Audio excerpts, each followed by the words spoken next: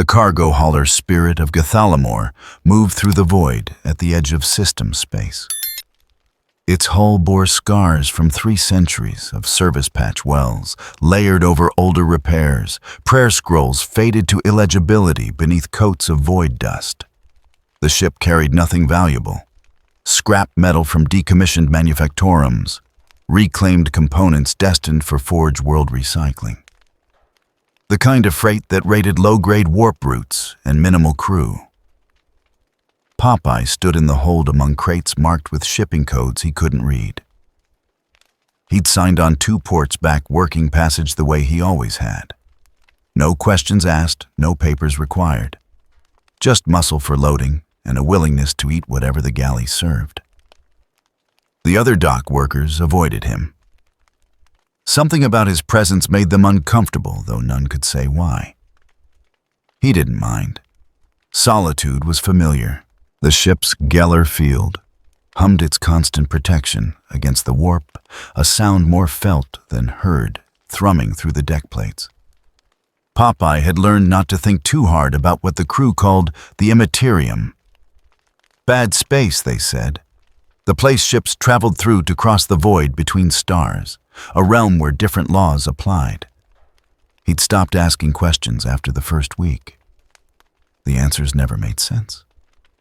The field stuttered, just for a moment. A heartbeat of disruption so brief, the ship's cogitators barely registered the anomaly. Not a failure, not a breach. Just a phase misalignment, a temporal skip, where the field's protection overlapped wrong with reality. Popeye stood in the wrong spot at the wrong time. Space rippled, not dramatically. No light show, no thunder from nowhere. Reality simply became uncertain about where things should be. The crate to his left existed and didn't exist in the same moment. The deck beneath his feet forgot its solidity for an instant. He fell. Not down. Sideways through dimensions that had no name, sliding between the cracks in what was real. The ship's hold disappeared. The hum of the Geller field cut off mid-note. Cold metal struck him hard, real metal solid and unyielding. The impact drove air from his lungs and sent him rolling across grating that scraped exposed skin. He came to rest against something that smelled of rust and human waste. Darkness pressed close. Complete darkness, the kind that came from being deep underground, where no light had ever reached. Popeye lay still, catching his breath, taking inventory of damage. Bruised ribs, scraped palms, nothing broken. He stood slowly. His eyes adjusted to the gloom and found faint illumination bleeding from cracks in distant walls. Emergency lighting, maybe, or the glow of something burning far away. The air tasted wrong. Chemical and organic rot mixed with industrial fumes. Heat pressed down from above, mixing poorly with the cold rising from below. Moisture condensed on every surface, creating a constant drip that echoed in the darkness. Underhive. He didn't know the word yet, but he understood the concept. The bottom of something enormous, where people who didn't matter got forgotten. Voices drifted through the gloom.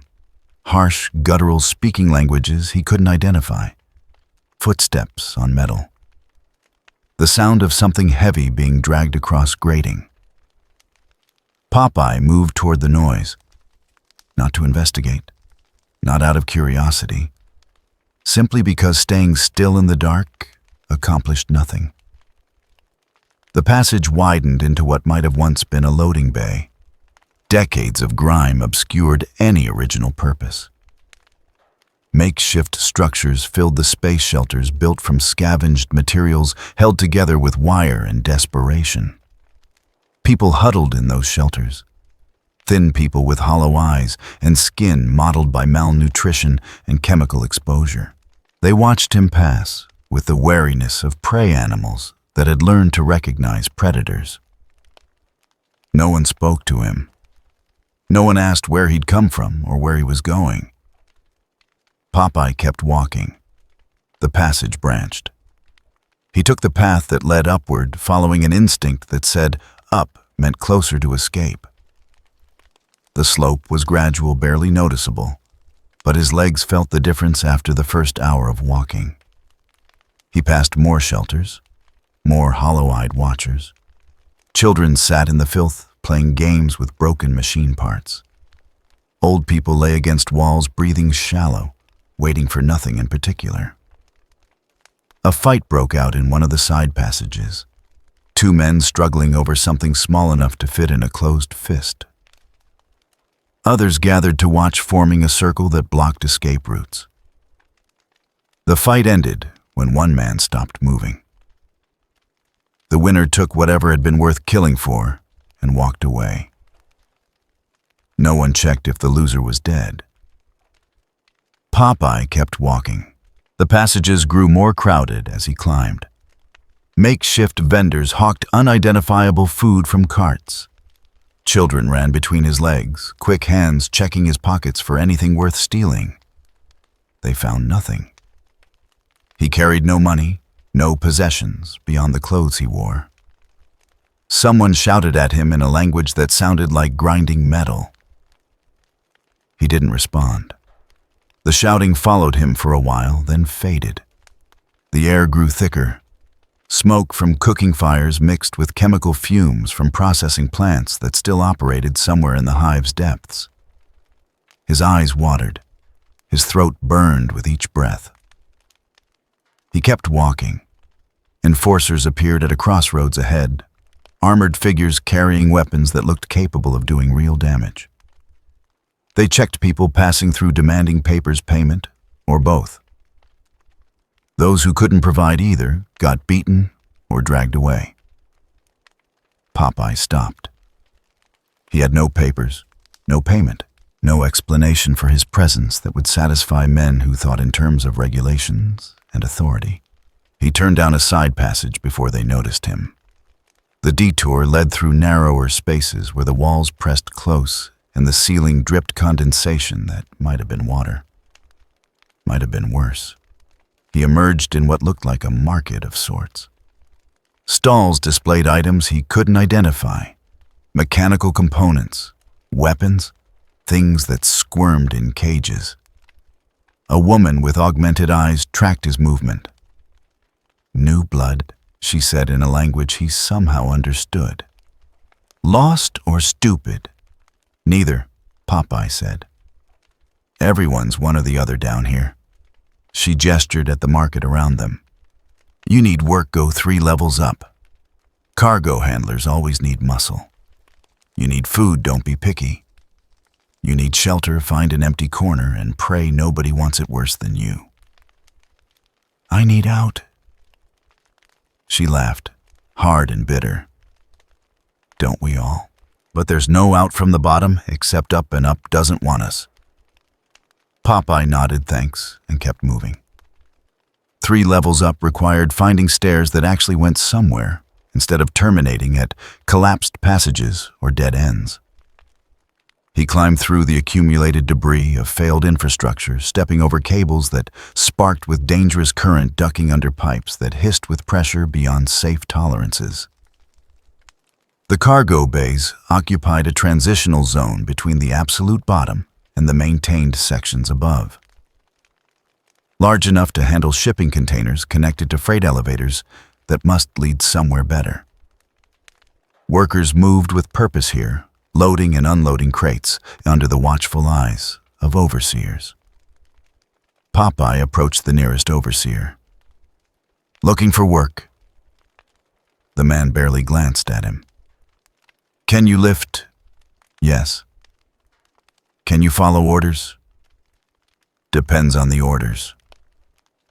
That got him a longer look. Smart answers get you nowhere. Yes or no? "Yes," Popeye said. "Bay 7, report to Torvos. He'll tell you what needs doing." The overseer turned away, already dismissing him as processed. Bay 7 was smaller than the others, handling the kinds of cargo that didn't rate prime space. Scrap metal mostly. broken machinery waiting to be sorted for parts. Torvus was a massive man, with arms scarred by industrial accidents and a voice that carried over the noise of loading equipment. New hand. He looked Popeye up and down. You don't look like much. I'll manage. Everyone says that. Most don't last a week. Torvus gestured at a pile of twisted metal. Sort that by type. Steel in one pile, copper in another, everything else separate. You get fed when the shift ends. You get paid when I see you're worth paying. Popeye started sorting. The work was simple but tedious. Hours of handling sharp edges and heavy pieces, organizing chaos into categories someone else would process. His hands bled from cuts. His back ached from constant bending and lifting. He didn't complain. Around him, other workers moved through their own tasks with the efficiency of long practice. They spoke little, conserving energy for the labor. When they did talk, it was in fragments. Warnings about overseers, complaints about rations, speculation about whether the upper levels knew or cared what happened down here. The shift ended when Torvus called time. Workers dropped what they were holding mid-task and moved toward the mess area.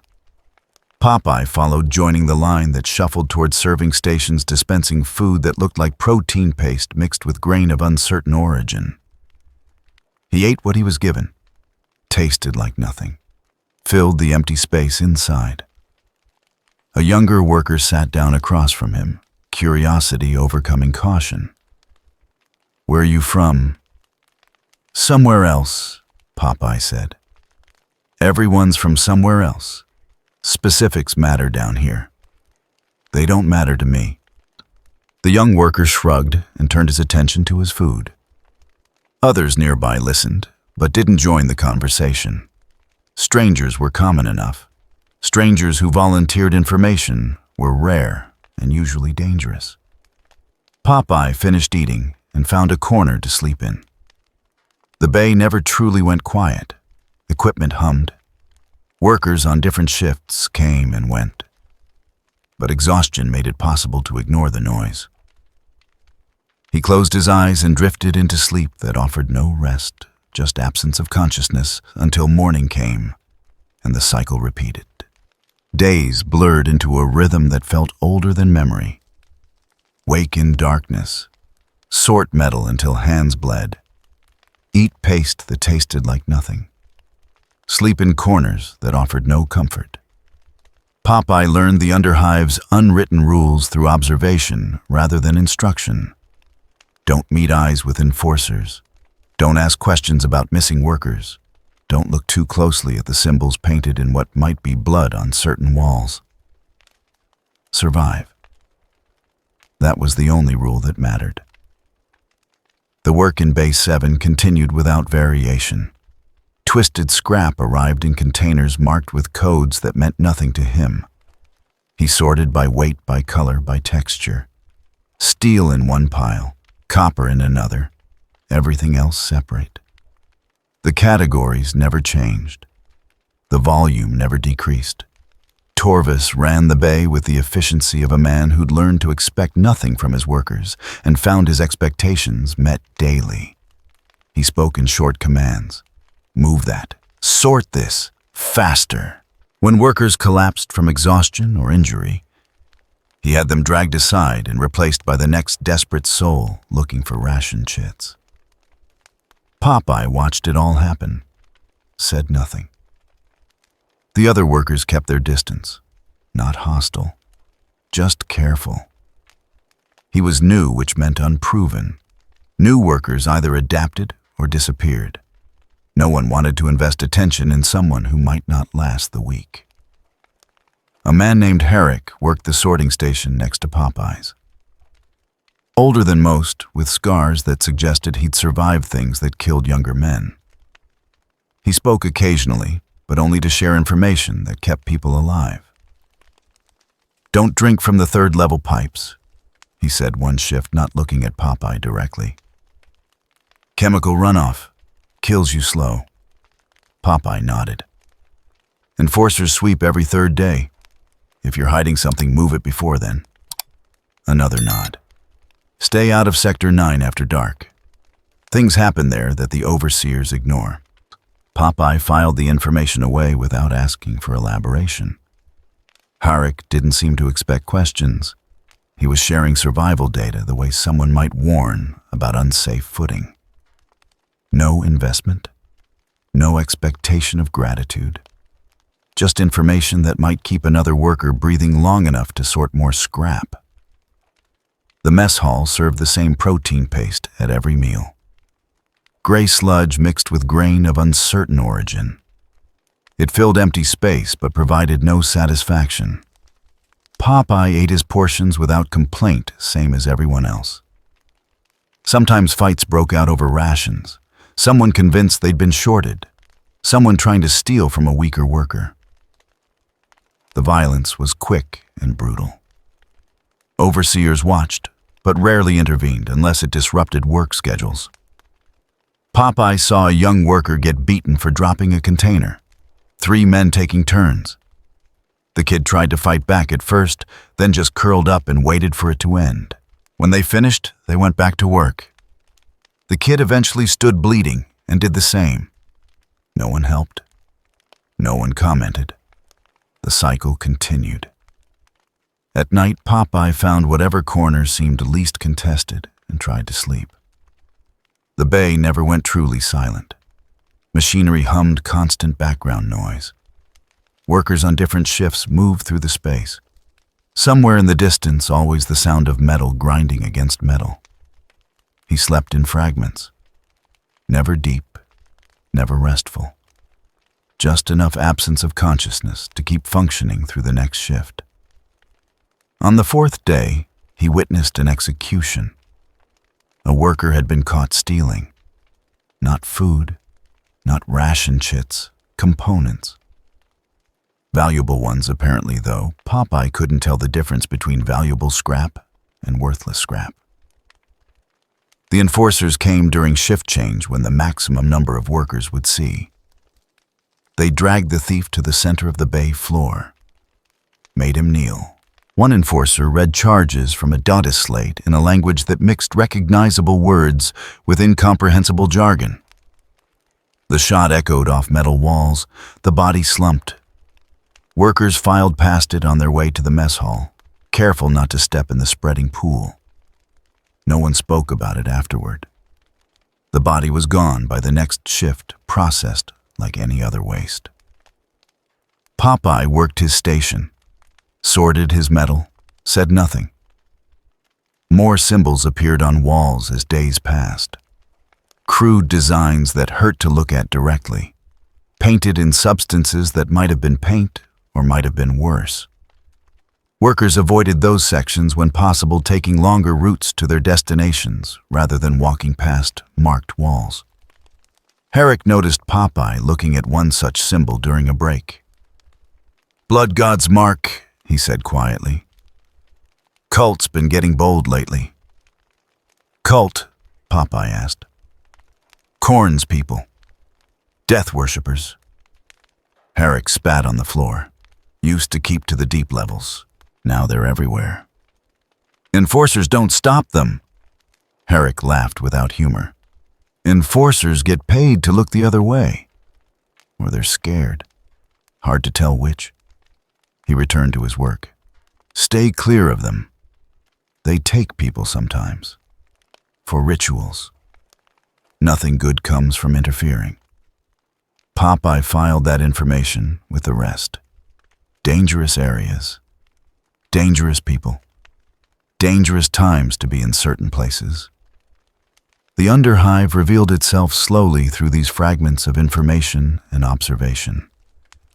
A city beneath a city existing in perpetual gloom, where law was whatever the strongest decided, and survival meant not drawing attention from those stronger than you. He saw the cult's work in the lower passages. Bodies left in specific positions, throats cut, symbols carved into flesh. The kills were displayed rather than hidden warnings or offerings, or both.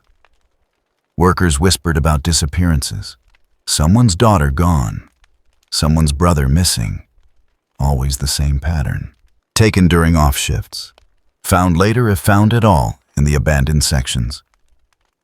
Popeye listened, observed, continued working. One evening in the mess hall, a commotion broke out near the serving line. A young woman, maybe 20, screaming at the servers. They'd shorted her ration, she said. She had the chit to prove it. They told her the chit was fake. She insisted it was real. An overseer arrived, examined the chit, declared it counterfeit. The woman protested. The overseer struck her across the face with casual brutality. She fell, stayed down. The line continued moving. Workers collected their portions.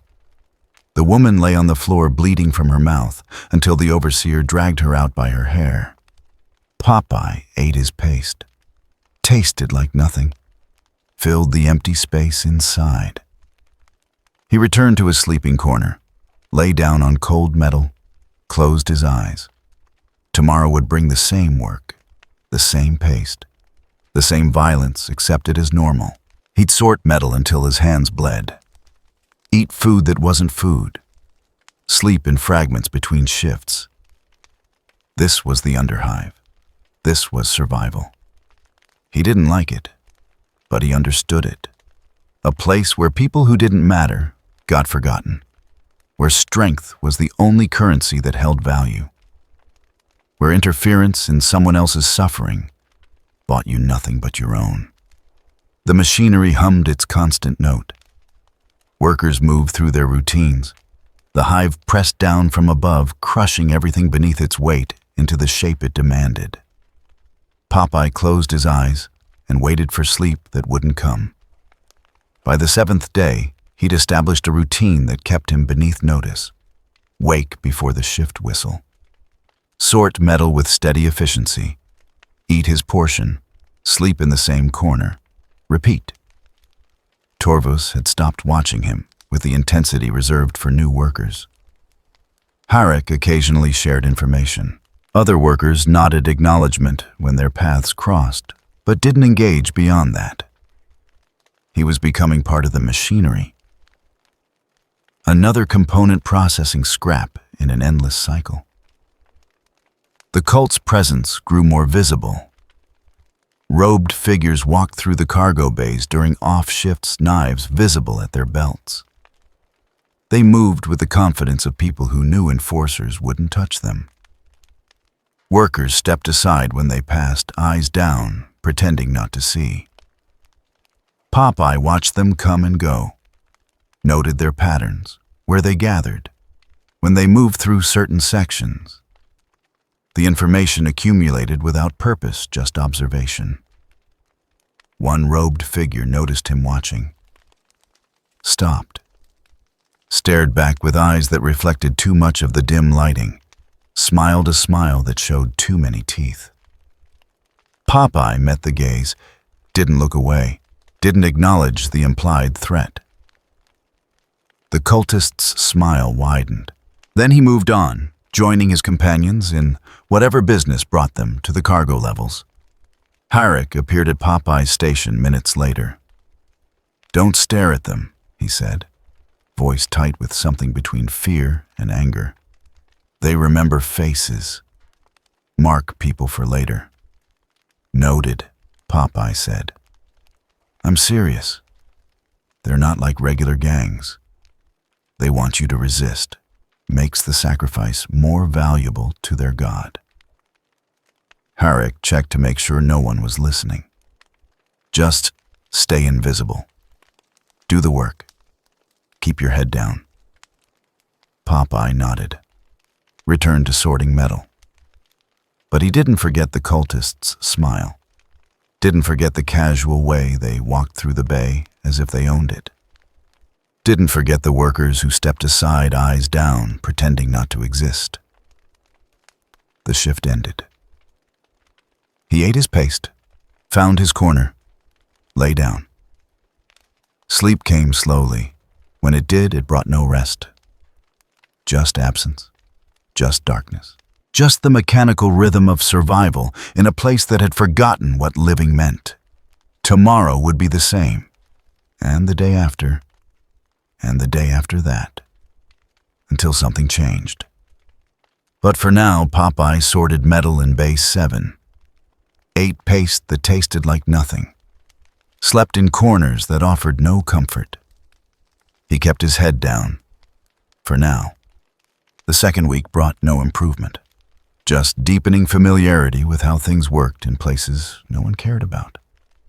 Popeye's hands developed calluses over the cuts. His back adjusted to the constant strain. His body learned to function on minimal food and fractured sleep. Adaptation, the Underhive's only real skill worth having. Torvus acknowledged his continued presence with a grunt and slightly larger ration portions. Not generosity. Just recognition that workers who lasted this long might be worth the marginal investment of keeping alive. The bay's routine revealed patterns within patterns. Container shipments arrived in clusters every 3 days, heavy work that required all hands. Between shipments, maintenance tasks filled the time. Cleaning grading, repairing equipment, organizing inventory that no one would ever audit. Popeye learned which tasks the other workers avoided and why. The sorting stations near the eastern wall got colder at night when the heating conduits failed. The northwest corner's floor plating was unstable, prone to collapse under heavy loads. The third loading dock had rats the size of small dogs that bit anyone who got too close to their nesting areas. Information like this wasn't taught. It was absorbed through observation and the occasional warning from workers who decided you might last long enough to make the investment worthwhile. Herrick continued his sporadic advice, always delivered without looking directly at Popeye, always phrased as neutral observation rather than personal concern. "New shipment coming tomorrow," he said during a break. "Heavy containers. Torvus pushes hard on heavy days. Pace yourself or you'll collapse before the shift ends." "Appreciated," Popeye said. "Don't thank me. Just don't fall on my station when you drop." The heavy shipment day arrived as predicted. Containers twice the normal size, filled with industrial components, still caked in machine oil and coolant. Moving them required teams of 4 workers per container, coordinated lifting that strained muscles already exhausted from regular work. 3 workers collapsed before midday. Torvus had them dragged to the side and brought in replacements without pausing the workflow. The fallen workers eventually stood and returned to their stations or didn't. Either way, the containers kept moving. Popeye lifted his share, moved when told to move, set down loads when signaled. His body protested, but complied. Pain was just information. It didn't require acknowledgement. During the brief meal break, he noticed a younger worker struggling with his portion. The kid's hands shook too much to grip the serving bowl properly. Exhaustion, probably. Or something worse. The bowl slipped. Paste splattered across the floor. An overseer materialized from nowhere, as they always did when mistakes happened. "Waste of rations," the man said, voice flat. "You don't eat today.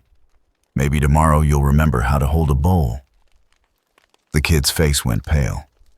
Missing one meal in the Underhive could mean the difference between functioning and collapse. "Please, I didn't mean..." The overseer's baton caught him across the ribs. Once, hard enough to drop him. You can plead, or you can get back to work. Choose fast. The kid chose work, stood slowly favoring his side, and returned to his station. Popeye ate his paste, filled the empty space inside, returned to lifting containers. The incident replayed in his mind during the work that followed. The kids shaking hands, the casual brutality, the choice that wasn't really a choice, everyone watching, no one intervening. because intervention accomplished nothing here. You could stand up for someone and they'd still go hungry. You'd just be hungry too. Or beaten. Or disappeared. Logic said keep your head down. Survive. Don't make problems your own. Popeye understood the logic. Had lived by it for 2 weeks now. It worked. But understanding something and liking it were different things.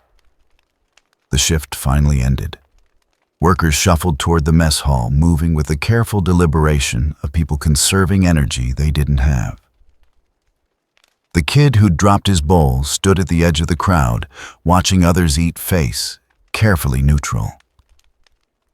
Popeye collected his portion, found a space away from the main crowd, ate half the paste and set the bowl down, stood and walked away, leaving the rest.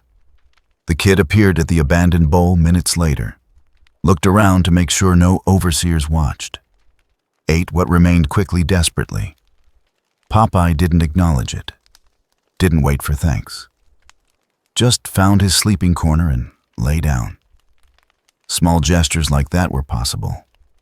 Barely. They didn't change anything fundamental. The kid would be hungry again tomorrow. The overseers would still beat people for mistakes. The system would continue crushing everyone beneath it. But tonight, one person would sleep slightly less hungry. It was something. Barely. The cult's activity increased as the week progressed.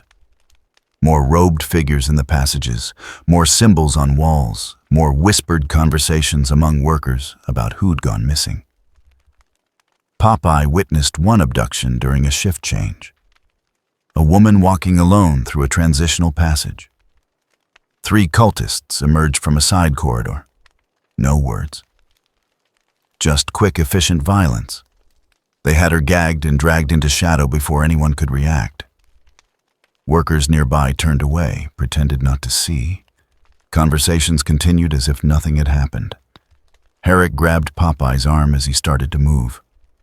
Don't. I know what they did. Everyone knows.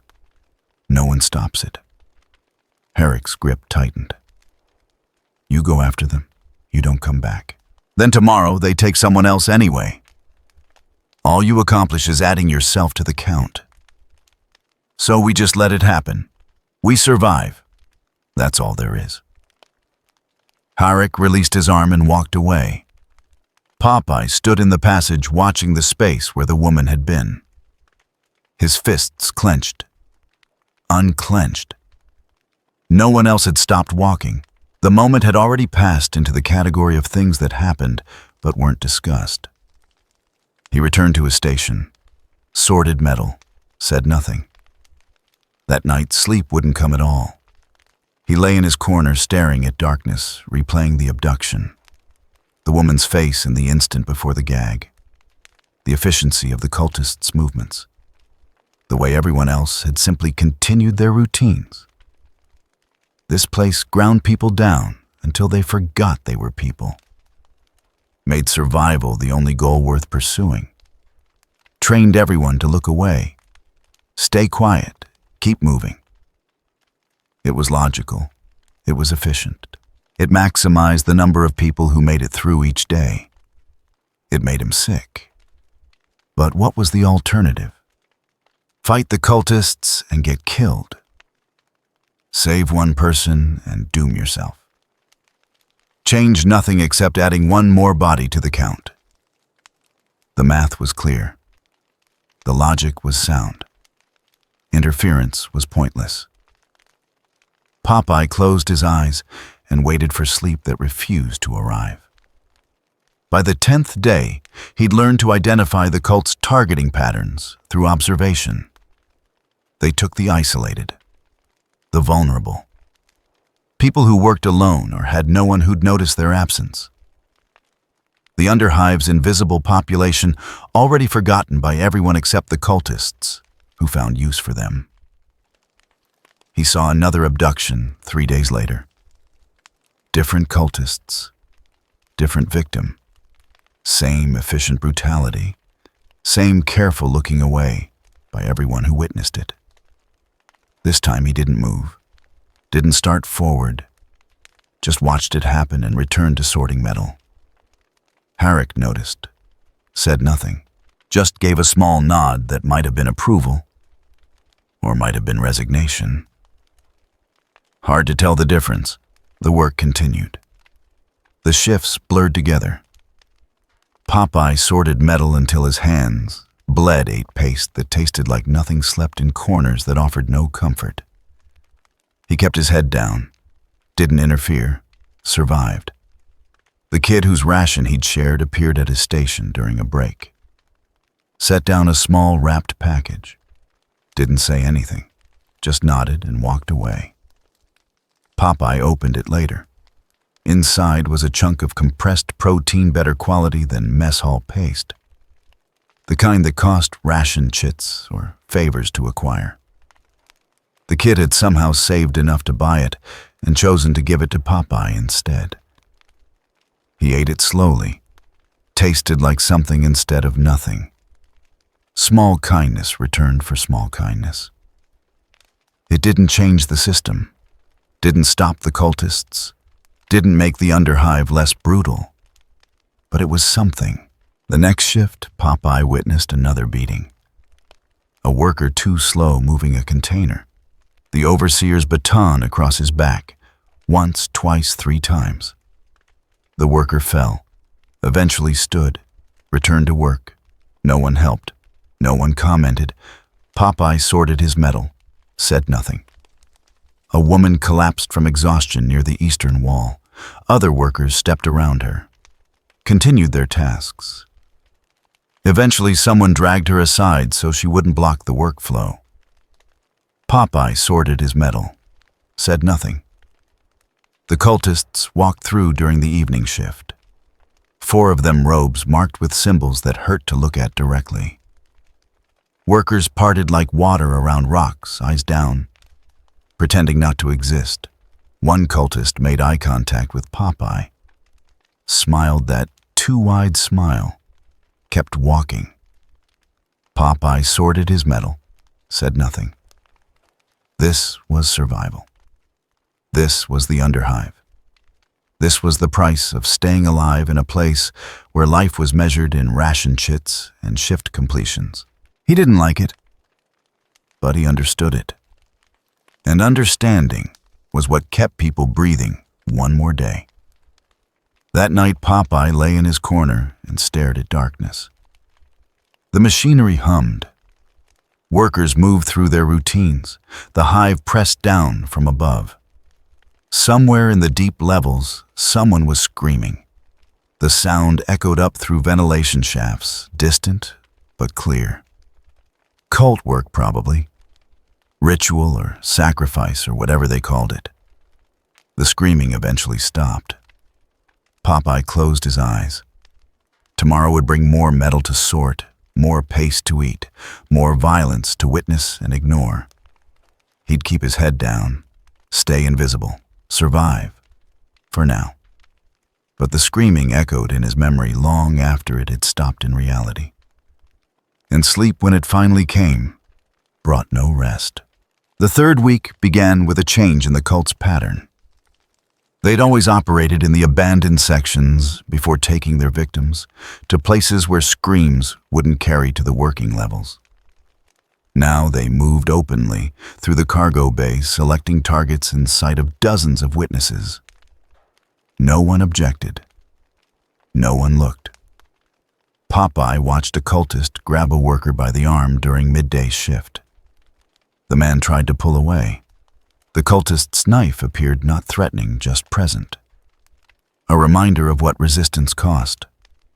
The worker stopped struggling, went quietly into the shadows. Everyone else continued sorting metal. Herrick found Popeye afterward. "You're staring again. They're getting bold." "Bold is what happens when no one stops you." Herrick's voice was tight. "They know we won't fight back. Why hide when the prey won't run? Someone should. No one will."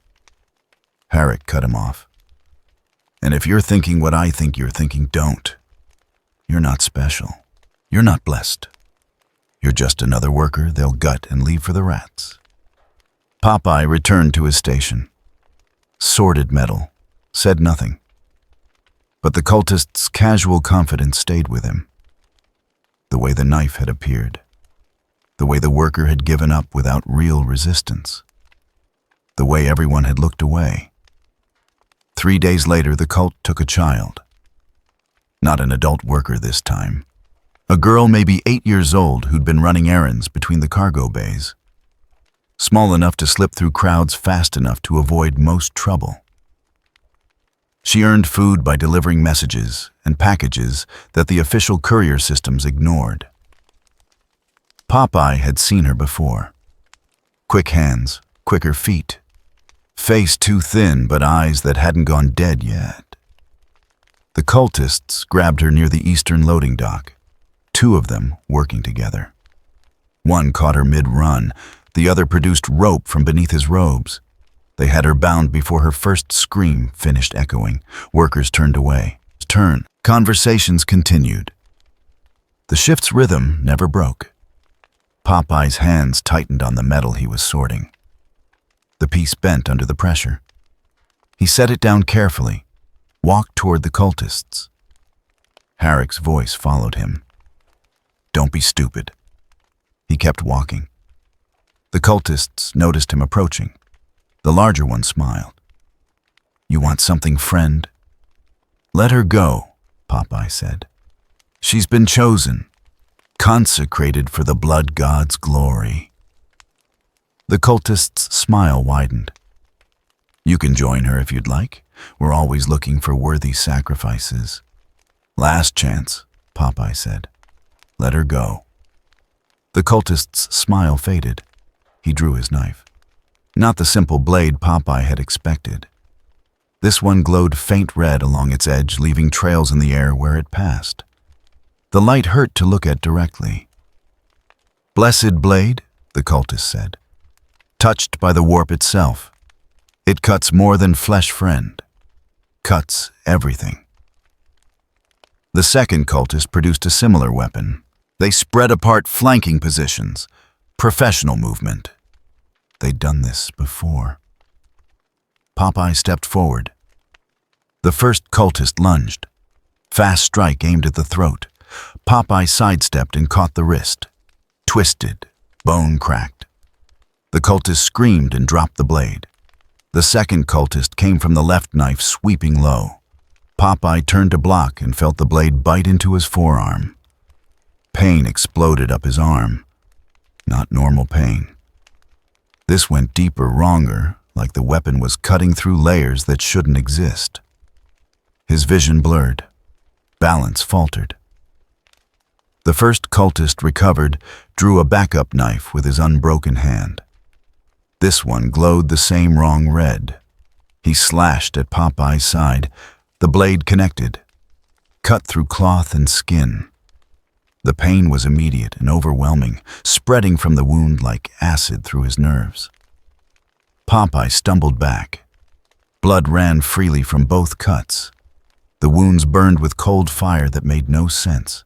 The cultists pressed forward, sensing advantage. Their blades wove patterns in the air, coordinated, practiced. They'd killed with these weapons before. Popeye blocked one strike with his forearm. The blade opened another line. More wrongness. More pain that shouldn't be possible from a simple cut. He grabbed the cultist's wrist and squeezed. Bones ground together. The man dropped his knife and fell to his knees. The second cultist's blade scored across Popeye's shoulder. Shallow cut, but the pain went deep. His grip loosened. The cultist he'd been holding pulled free and scrambled backward. Both cultists stood at distance now, breathing hard, reassessing. Their knives were gone, except for one the second cultist still held. But Popeye was bleeding from 3 wounds that burned like nothing he'd experienced before. "You're stronger than you look," the larger cultist said. His broken wrist hung at a wrong angle, but he showed no sign of pain. But strength doesn't matter. Our blades have tasted your essence. You're already dying. Just slowly. Popeye felt his legs weakening. The wounds weren't bleeding much anymore, but the wrongness was spreading. Like poison. Like infection. Like something that shouldn't exist inside a body. The cultist with the remaining blade stepped forward. "We'll take you to the shrine. Let you die properly as offering rather than fool." The girl watched from where she lay bound. Eyes wide, unable to scream through her gag.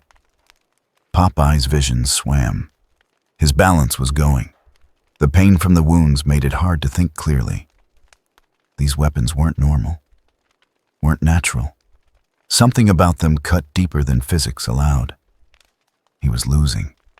Badly. The cultist raised his blade for a finishing strike. Popeye tried to move, to dodge, to do anything. His body refused to cooperate properly. The wrongness in the wounds had spread too far. His muscles trembled. His vision narrowed. This was how it ended. Trying to help, failing, becoming another body left in the shadows. The blade descended. Popeye's hand moved on instinct, catching the cultist's wrist. The grip was weak, weaker than it should be, but enough to deflect the strike from killing to merely cutting. The blade opened a line across his chest. Fourth wound. More wrongness flooding his system. His legs gave out. He sat down hard on the metal grating. Blood from his wounds pooled beneath him. The cultists stood over him. Victorious, patient. They had time. He was finished. "Brave," the larger cultist said. "Stupid but brave. The blood god appreciates both." He turned to his companion. "Get the rope. We'll take them both." The second cultist moved to retrieve bindings from their robes. Popeye tried to stand. His body wouldn't respond. The wounds throbbed with each heartbeat, spreading their wrongness deeper. He could feel it in his chest now, in his lungs. Something fundamental was breaking down. The girl's eyes met his. Terrified, hoping, watching her rescue fail in real time.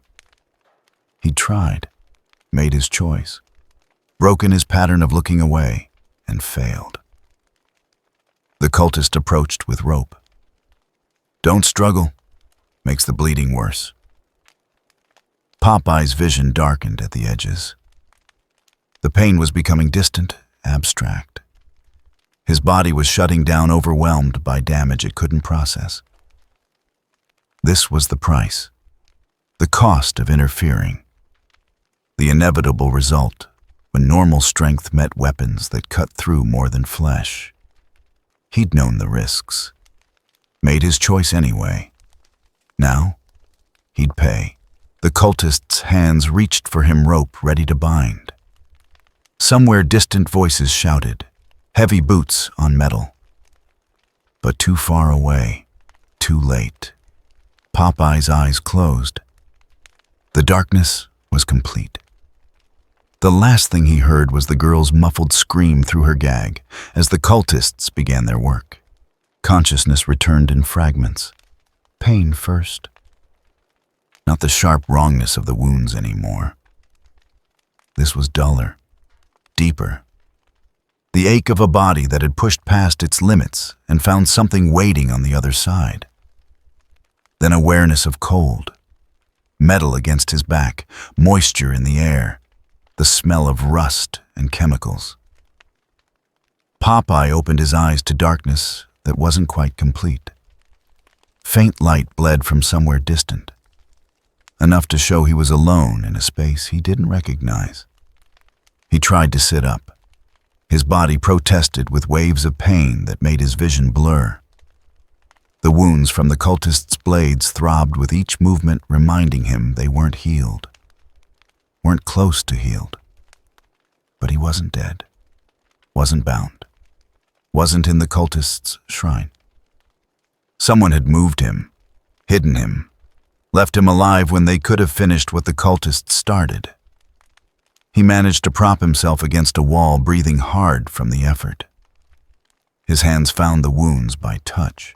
Crude bandages covered them, wrapped tight enough to stop bleeding, but nothing more.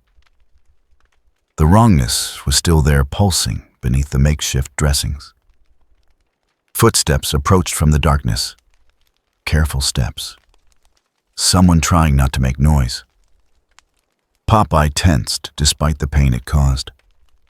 A figure emerged into the dim light.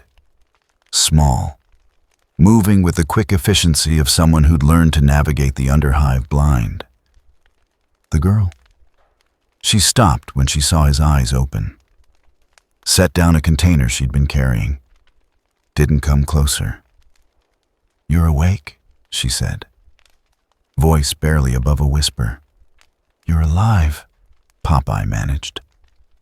His throat was dry. The words came out roughed.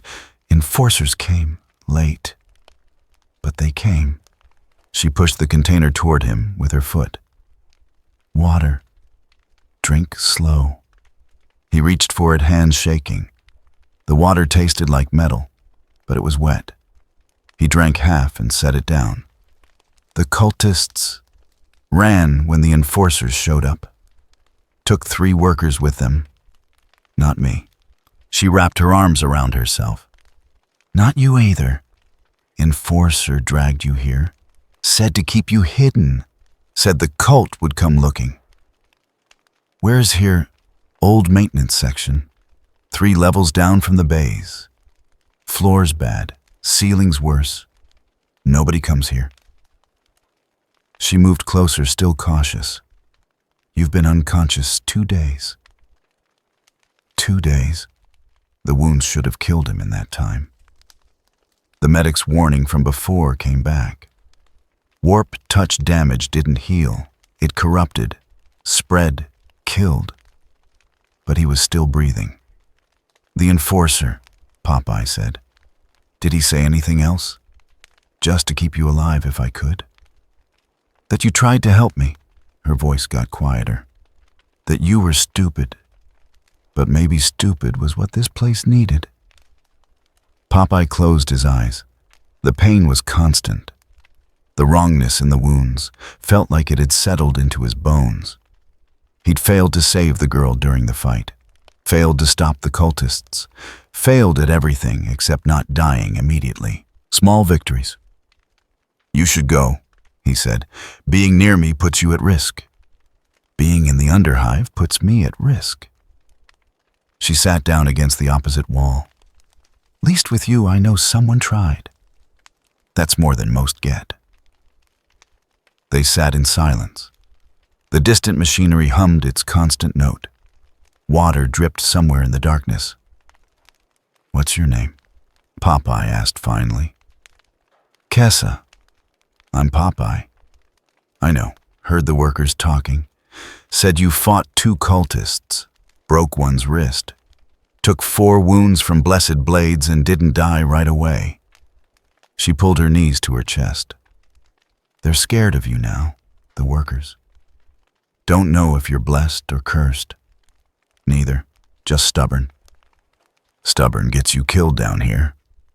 "Yeah."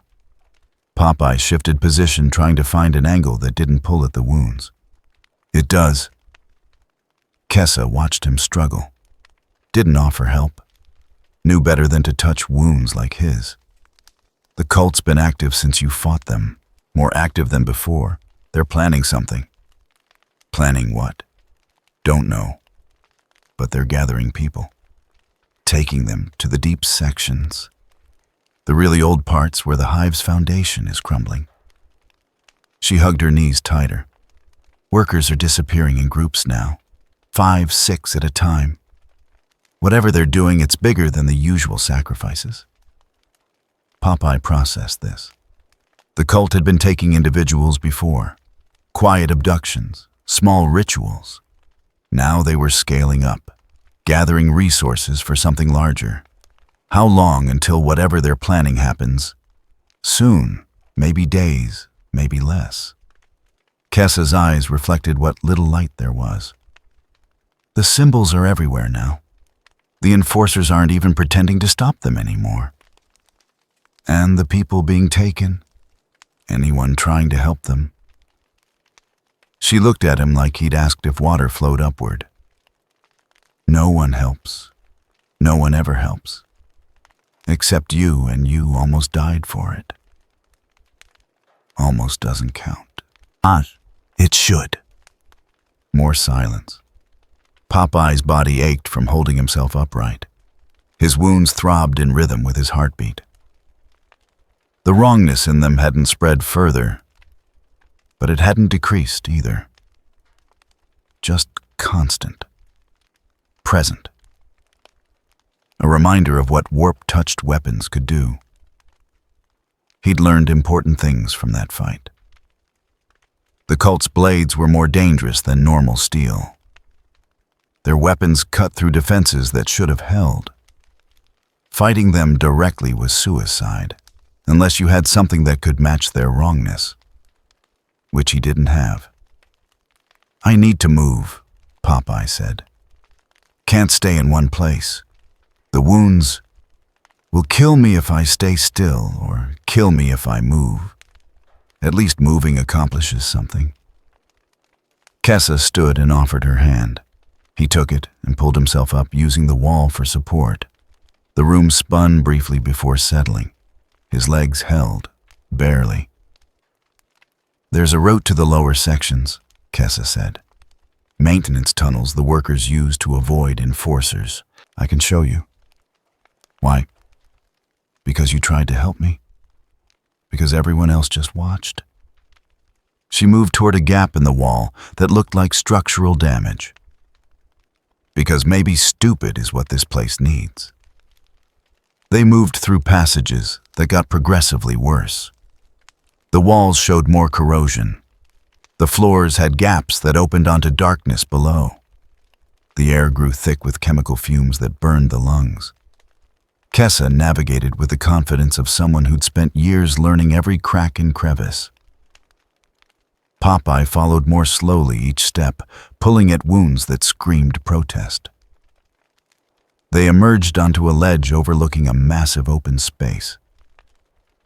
What had once been a manufacturing floor, maybe? Or a storage facility, hard to tell through the decay. Below in the center of the space, the cult had gathered. Dozens of them. More than Popeye had seen before. They moved in organized patterns around a symbol drawn on the floor in what could only be blood. The design was complex, layered wrong to look at even from this distance. At the edges of the symbol, bound figures knelt. Workers taken from the bays, 20 of them at least. Maybe more in the shadows. This is what they're planning, Kessa whispered. This is what they've been building toward. Popeye watched the cultists work. They moved with purpose, with ritual precision. This wasn't random violence.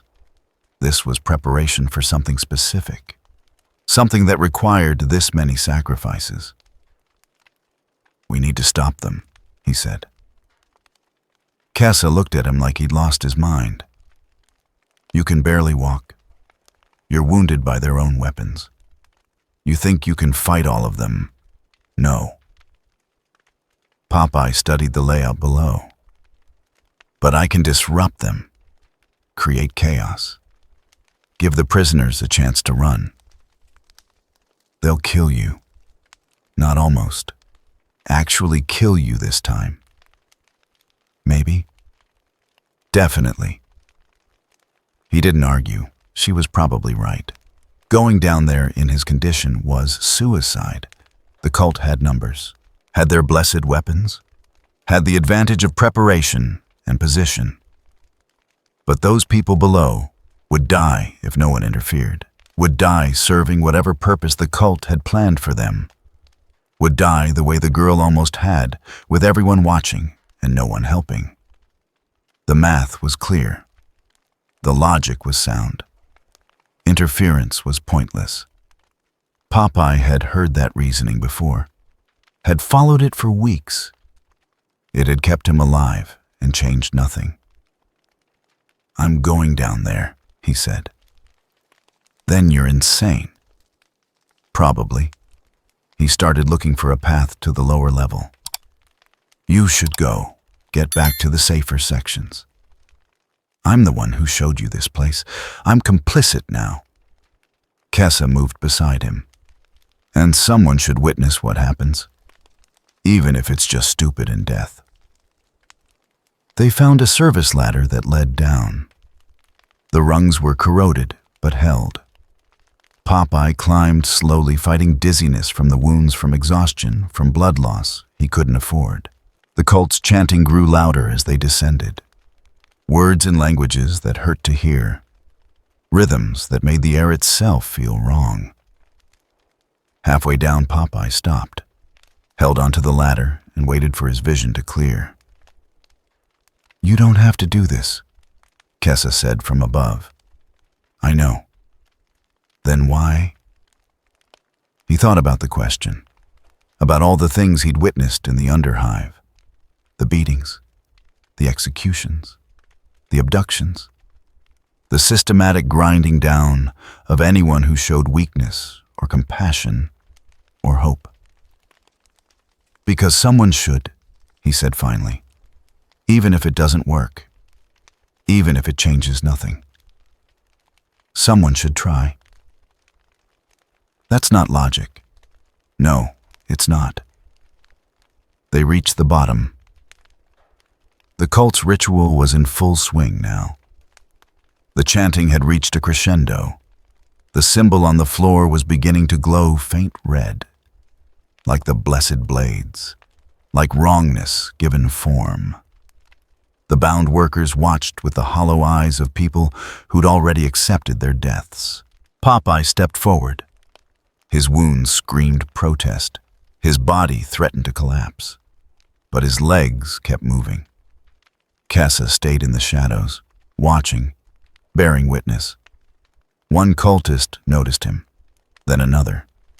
The chanting faltered, stopped. The lead cultist, the one directing the ritual, turned to face him. Recognition showed on the man's face. The stubborn one, still alive. Remarkable. Let them go, Popeye said. Laughter echoed off the walls, not just from the lead cultist, from all of them. Dozens of voices finding genuine amusement in his demand. You can barely stand, the leader said. Our blades have poisoned you. The warp taint is killing you cell by cell. And yet you come here alone demanding we release our offering. More laughter. The blood god will be pleased with your skull. It'll make a fine addition. The cultists moved to surround him. Dozens of them, all armed with blessed blades that glowed faint red. Popeye's hand went to his pocket, found the small tin that had survived everything. Found the spinach that had always been there when nothing else was. He looked at the cultists, at their weapons, at the bound workers who'd already given up hope. Then at Kessa watching from the shadows. This was the moment. The point where logic said surrender, where math said he'd already lost. The cultists raised their blades, and Popeye made his choice. Popeye pulled out the tin. The cultists watched with confusion and then contempt. They'd expected a weapon, a last desperate attempt at violence. Instead, he held something small, unremarkable.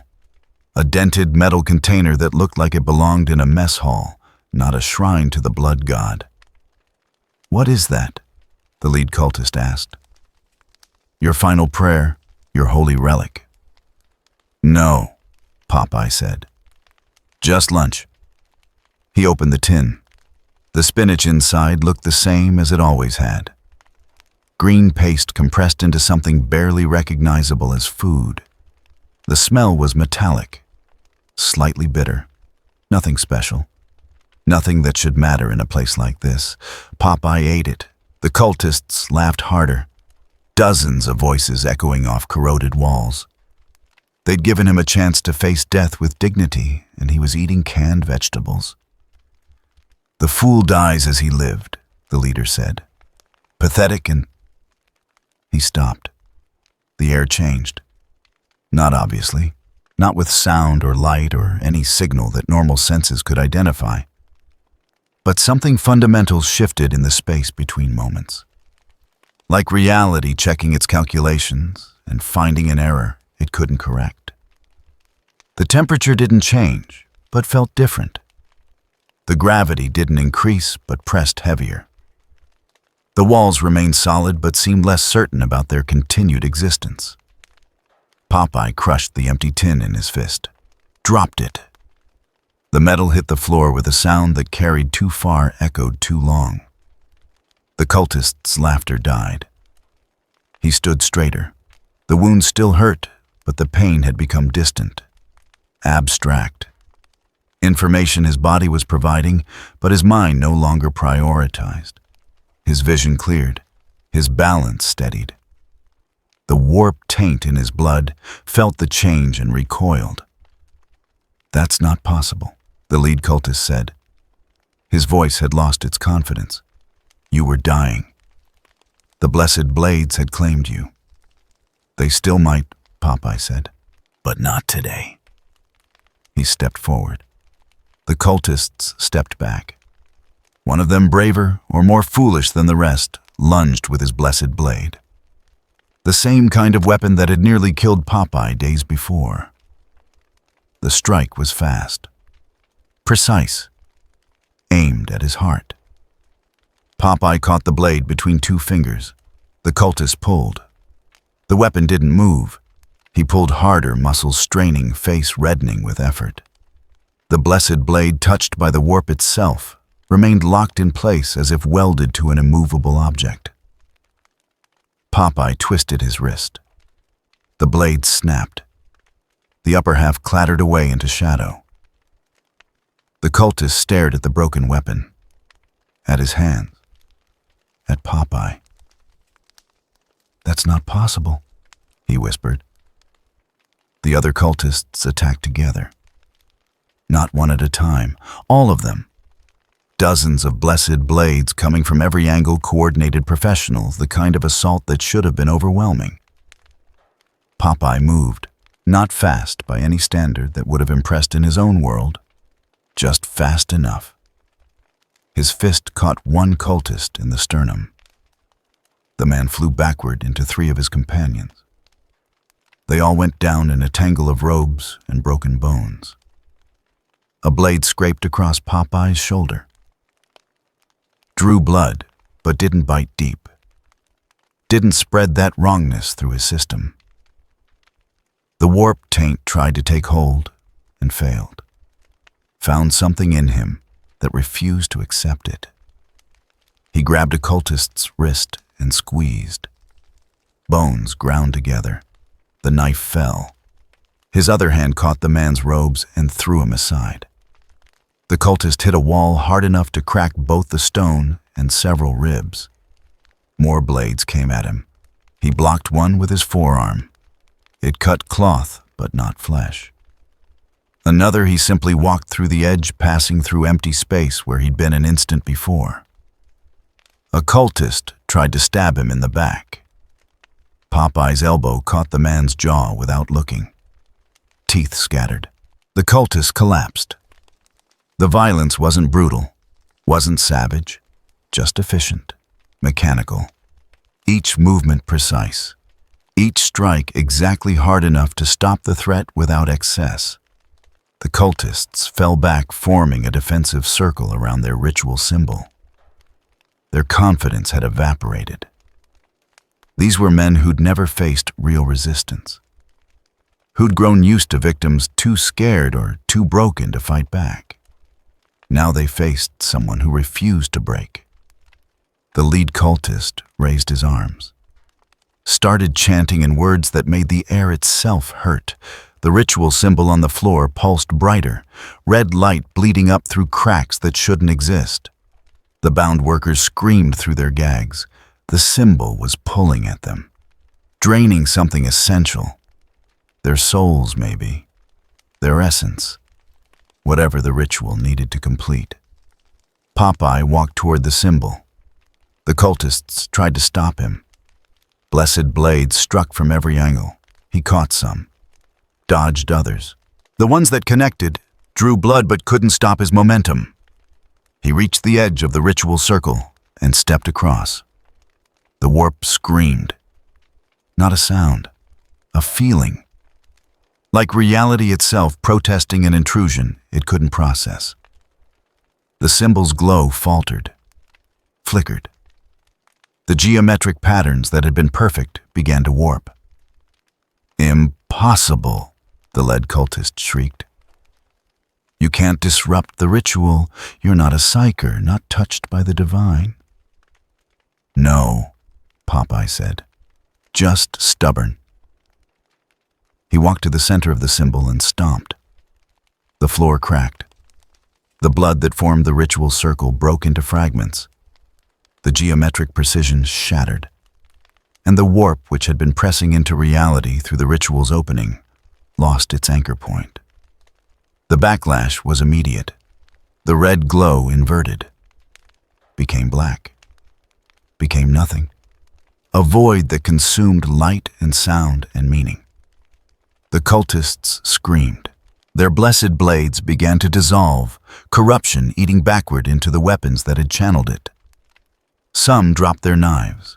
Others held on too long and watched the wrongness climb up their arms. In the shadows where the ritual had been calling something through, a presence stirred. Not fully manifested, not complete, but aware, angry. The demon recognized resistance. It pushed harder, trying to force its way through before the opening closed completely. Reality bent under the pressure.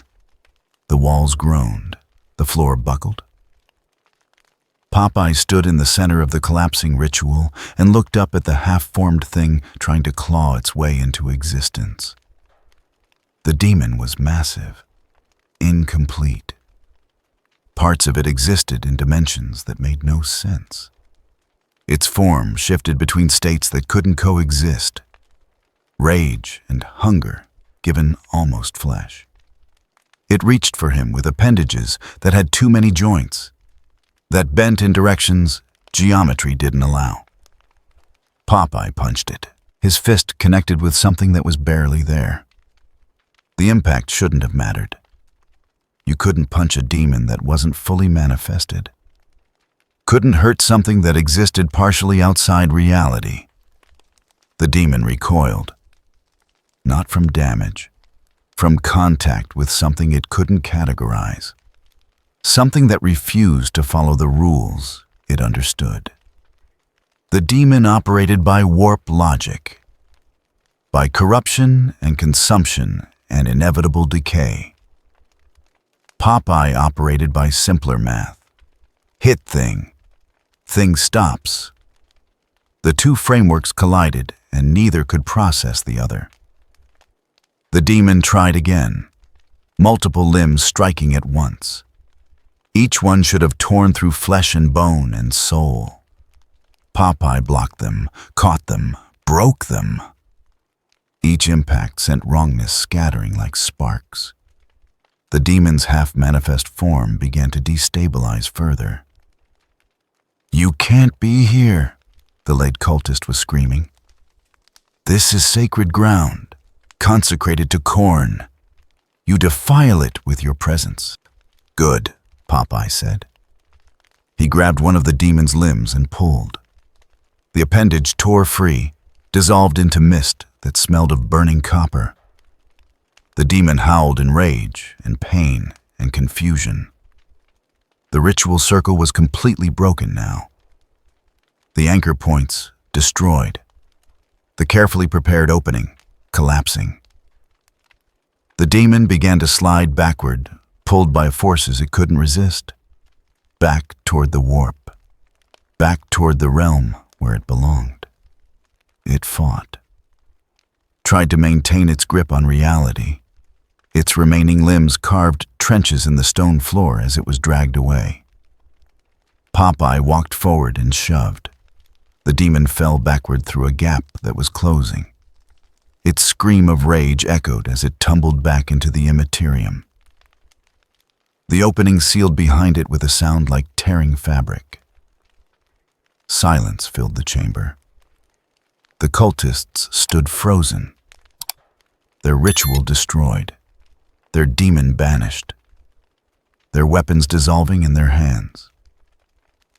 Popeye turned to face them. They ran. Not organized retreat, just panic. Pure animal terror of something they couldn't understand. They fled into the passages, robes tangling, trampling each other in their desperation to escape. The lead cultist remained, stood his ground despite the fear clear on his face. This isn't over. The blood god knows your face now, knows your essence. You've made an enemy of eternity itself. Get in line, Popeye said. The cultist ran. Popeye walked to the bound workers. His movements were steady, certain. The wounds that had been killing him hours ago were still there but manageable. The warp taint was being pushed back by something it couldn't corrupt. He untied the first worker, then the second, then the rest. They stared at him with expressions mixing terror and awe. None of them spoke. What words could cover what they'd just witnessed? Kessa emerged from the shadows, moved among the freed workers, helping them stand, guiding them toward the exits. She stopped beside Popeye. What are you? Hungry, mostly. He felt the strange strength beginning to fade, the clarity fading with it. His wounds reasserted themselves. Pain returned in waves. We should go, before whatever that was decides to try again. They climbed, slowly, the freed workers helping each other up the service ladder, Kessa and Popeye coming last. By the time they reached the upper levels, the transformation was complete. The power had drained away. Popeye was just a man again, wounded, exhausted, held upright by determination and little else. But the workers were free. The ritual was broken. The demon was banished. Small victories. The freed workers scattered into the underhive's depths, disappearing to whatever corners they called home. None of them looked back. None of them thanked him. They just vanished the way people did when they wanted to survive. Kessa stayed. You should rest. Those wounds need proper treatment. Nowhere's safe to rest. There's places. I know places. She looked at him with eyes that had seen too much for someone her age. You saved them. Saved me twice now. Let me help. Popeye nodded. Let her guide him through passages he didn't recognize. Let exhaustion pull him toward unconsciousness. Behind them in the deep levels where the ritual had been, the warp settled uneasily. The opening was closed, but the memory remained. Something had pushed back. Something that shouldn't exist had interfered. The blood god would remember. But that was a problem for another day. Tonight Popeye had kept his head up instead of down, had stood when everyone else knelt, had punched a demon in its half-manifested face. Tomorrow he'd pay the price. But tonight some people were alive who shouldn't have been. That counted for something. Popeye woke to pain that felt familiar now. The warp-touched wounds throbbed with their usual wrongness. His muscles ached from exertion his body hadn't been ready for. But he was alive, still breathing, still functional. The space around him was smaller than the storage section he'd been hiding in before. Cleaner somehow. Someone had swept the floor, cleared debris, made an effort. Kessa sat against the opposite wall, watching him with the patient alertness of someone who'd learned to sleep light and wake fast. 3 days, she said when his eyes opened. Long time. You needed it. Your body was shutting down. She pushed a container of water toward him. Drink, slowly. He sat up carefully, testing each movement. The wounds pulled, but held. Whatever damage the warp-tainted blades had done was still there, but no longer spreading. Like his body had reached some kind of equilibrium with the wrongness. The water tasted like metal. He drank it anyway. "The workers you freed," Kesa said. "They're talking. Quietly, but they're talking." "About what?" "About what they saw. About you." She pulled her knees to her chest. "Most don't believe it. Think it was mass hallucination from the ritual. But some believe. And word spreads." Popeye set down the water container. "That's not good." "No, it's not." She looked toward the passage entrance. "The cult's been quiet since the ritual failed. Too quiet. They lost people, lost weapons, lost whatever they were trying to summon. But they're still out there. And the enforcers, asking questions, looking for someone matching your description. Not officially, just looking." Kesa wrapped her arms around her legs. "You can't stay in the underhive much longer. Too many people know your face now." He'd known this was coming. The moment he'd chosen to interfere, to stand up, to make noise in a place that demanded silence. There were always consequences. "Where would I go?" "Up, out of the lower levels. Maybe all the way to the maintained sections, if you can pass yourself off as someone who belongs there." She hesitated. "Or you could try to leave the hive entirely. Ships come and go. Always need workers who don't ask questions." Popeye considered this. The underhive had never been home, just the place he'd landed when reality slipped. Going somewhere else made as much sense as staying. But leaving meant abandoning the people still here. The ones who'd keep suffering once he was gone. The kids who'd keep getting taken. The workers who'd keep disappearing. "I'll think about it," he said. Kesa didn't argue, just nodded and stood. "I'll get food. You need strength for whatever you decide." She disappeared into the passages. Popeye sat alone with his thoughts and his wounds. The spinach had changed something. Not permanently, not in any way he could measure. But when he'd needed it, when normal strength wasn't enough, it had been there. It always had been. He didn't understand how or why. Didn't understand the mechanics of what happened when he ate it. Just knew that sometimes when everything else failed, he had one more option. But that option came with a cost. The warp had noticed. The demon had felt it. Whatever he became in those moments, it left traces, left marks that things in the dark could follow. The blood god would remember, the cultist had said. Popeye suspected that was true. Footsteps approached from the passage. Multiple sets. Too heavy to be Kesa. He stood carefully, positioning himself between the entrance and the corner. His wounds protested, but held. 3 figures emerged into the dim light. Workers. Older ones with scars that suggested they'd survived longer than most. They stopped when they saw him maintaining distance. The one in front spoke. "You're the one who broke the ritual." Not a question. Popeye didn't confirm or deny. "We were there," the man continued. "Bound, waiting to die. You freed us." "Anyone would have," Popeye said. "No, they wouldn't. They didn't." The man stepped closer. Not threatening, just closing distance. "We need to know what you did. Can you do it again? Why?" "Because the cult isn't finished.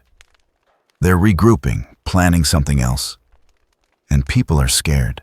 The man's voice was steady, but his hands shook slightly. "We're not asking you to fight for us. Just if they try another ritual, if they take more people. Can you stop them?" Popeye thought about the fight, about the wounds that still hadn't healed properly, about the demon's rage and the cultists' blessed blades, about how close he'd come to failing. "I don't know," he said honestly. The three workers exchanged glances.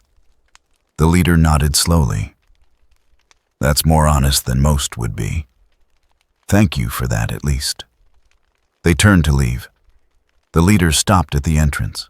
The word in the lower levels is that there's someone who doesn't just keep his head down anymore. Someone who stands. People need that, even if you don't think you're anything special. They left before Popeye could respond. Kessa returned minutes later with protein paste and something that might have been actual bread. She noticed his expression. Visitors? Workers from the ritual? What did they want us?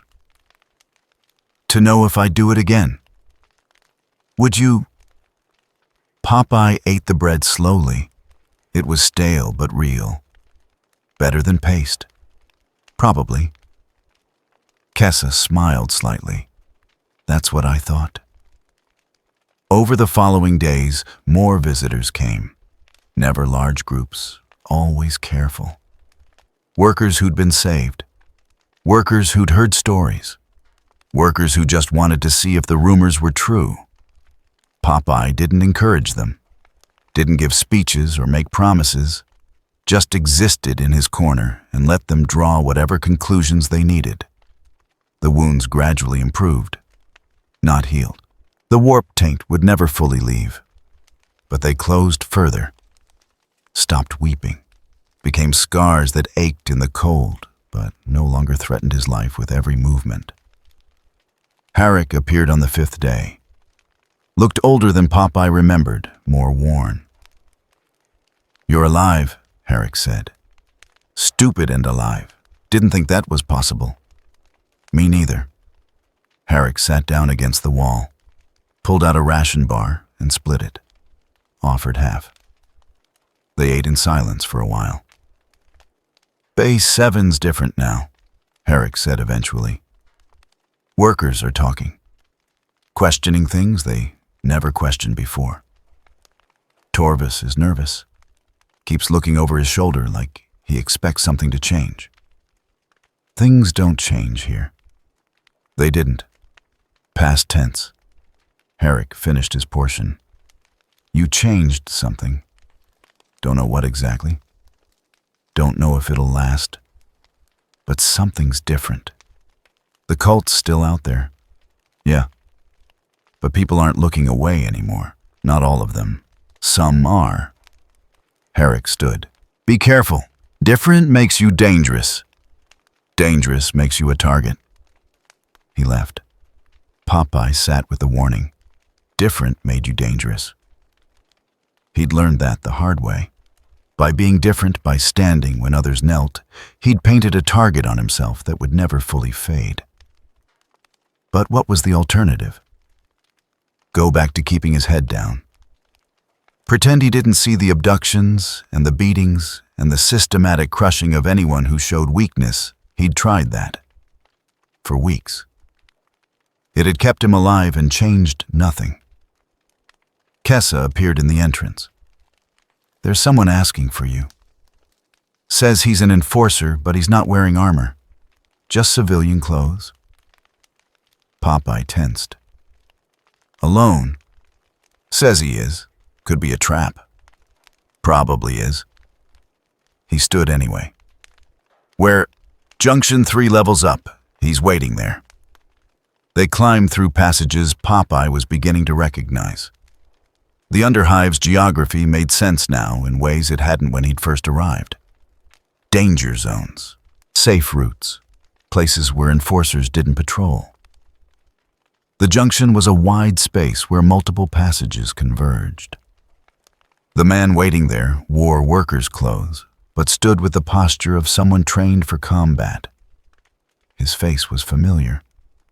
The enforcer from before, the one whose niece Kessa was. "You came," the man said. "Seemed rude not to." The enforcer smiled slightly. "I'm off duty. Officially don't know where you are. Officially never had this conversation. Understood?" The higher levels are asking questions about what happened in the deep sections, about a ritual that failed, about cultists fleeing their own shrine. The enforcer's voice was quiet but clear. They're calling it a localized warp disturbance, blaming it on faulty infrastructure. But some of us know better. Know what? That someone interfered. Someone who shouldn't have been able to. The enforcer looked at Kessa briefly, then back to Popeye. "You saved more than just her, more than just those workers. You showed people that the cult isn't untouchable. They're still active, but they're scared. We've seen it. They're not moving as openly, not taking people in broad daylight anymore." The enforcer shifted his weight. "That might not seem like much, but down here, it's everything." Popeye didn't respond. "I can't protect you officially," the enforcer continued. "Can't put you on any records or give you safe passage. But I can tell you, this stay out of the deep sections for a while. The cult's looking for you there, and stay away from Base 7. Word is, they know you worked there. Appreciated. Don't thank me. Just stay alive. People need proof that standing up doesn't always end in death." The enforcer turned to leave, then paused. "My niece talks about you, says you're different. I think she's right. Try not to waste that being stupid again." He disappeared into the passages. Kessa and Popeye stood in the junction. The machinery hummed its constant note. Workers moved through the space without looking at them directly. "You're leaving, Kessa said. "Not a question. Soon, maybe." "Where will you go?" "Don't know yet." Popeye looked at the passages branching in multiple directions, each one leading somewhere, none of them home. Somewhere the cult isn't looking. Somewhere I can figure out what happens next. What does happen next? Good question. He'd broken a pattern, made himself visible, shown that interference was possible. Now he had to live with the consequences of that choice. "Don't know," he said honestly, "but I'll figure it out." They returned to the hidden corner. Popeye gathered what few possessions he had. The empty spinach tin, his coat, nothing else mattered. Kessa watched him prepare. "Will you come back?" "Maybe, if things get bad again." "Things are always bad here." "Then probably." She smiled slightly, handed him a scrap of cloth wrapped around something small. "For the journey, whatever journey that ends up being." He opened it. Inside was compressed protein, real food, the kind that cost ration chits she couldn't afford to spend. "Can't take this," he said. "You already did." She was already moving toward the entrance. "Be safe. Be stupid if you have to. But be safe first." Popeye tucked the protein into his pocket beside the empty tin. Stood in the corner one last time. This place had never been home, but it had been where he'd made his choice, where he'd decided that some things mattered more than survival. He climbed toward the upper levels, toward passages that got cleaner, toward sections where the lighting actually worked, toward a part of the hive where people pretended they weren't dying slowly. Behind him in the deep levels, the warp settled into its usual wrongness. The cult would rebuild, would try again, would take more people and paint more symbols and chant their wrong words to their blood god. But they'd remember. Remember the ritual that failed. Remember the demon that was banished. Remember the man who'd stood when everyone else knelt. And maybe, just maybe, some of the workers would remember too. Popeye reached a cargo lift that led to the maintained sections. Showed forged credentials that Kessa had provided. The operator barely glanced at them. The lift rose. The underhive fell away below. He'd come to this place by accident, through a crack in reality that no one could have predicted. He was leaving by choice, through routes that people used every day, that felt like progress. Barely. The lift stopped at a transitional level. Workers moved through clean passages. Overhead lighting actually illuminated instead of just existing. The air smelled less like chemicals and more like recycled atmosphere that someone had bothered to filter. Popeye stepped off the lift and into a world that forgot people like him existed. He'd survived the underhive, survived the cult, survived wounds that should have killed him. Now he'd see if he could survive whatever came next. The machinery hummed. The workers moved. The hive pressed on toward whatever future it had chosen. And somewhere in the darkness below, people whispered about the sailor who wouldn't stand by. That counted for something. The maintained sections were quieter than the underhive, but no less oppressive. Just a different kind of weight. Down below, the pressure came from survival. Up here, it came from order, rules. The expectation that everyone knew their place and stayed in it. Popeye moved through the crowds with the practiced anonymity of someone who'd learned to be invisible. Workers flowed around him without acknowledgement. Overseers monitored without seeing individuals.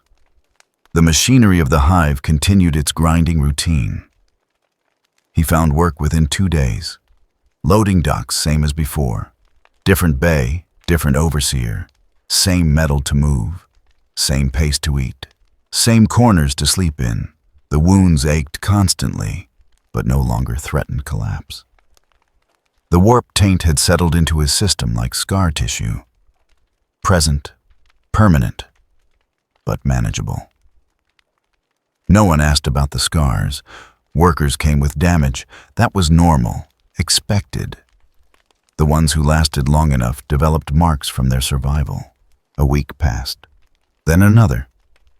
The routine established itself. Lift, sort, eat, sleep.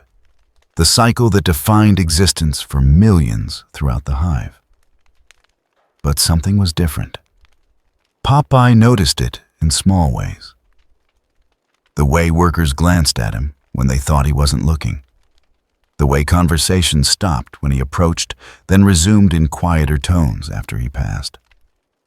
The way certain people made room for him without being asked. Word had spread. Somehow, despite the distance between maintained sections and underhive. Despite the walls and protocols and deliberate forgetting, stories traveled. On the 10th day, a worker approached during break. Older man, scarred hands, eyes that had seen too much. "You're the one," he said. Kept his voice low. Popeye didn't confirm or deny. "My cousin works deep sections, sends messages sometimes, says something changed down there, says people are standing up more, asking questions." The worker glanced around to make sure no overseers were near. "Says it started after someone broke a cult ritual. Someone who didn't back down." "Stories get exaggerated," Popeye said. "Maybe. But my cousin says the cult's different now. Still active, still dangerous, but scared of something." The worker studied Popeye's face. "You planning to stay up here?" "For now." The worker nodded, returned to his station.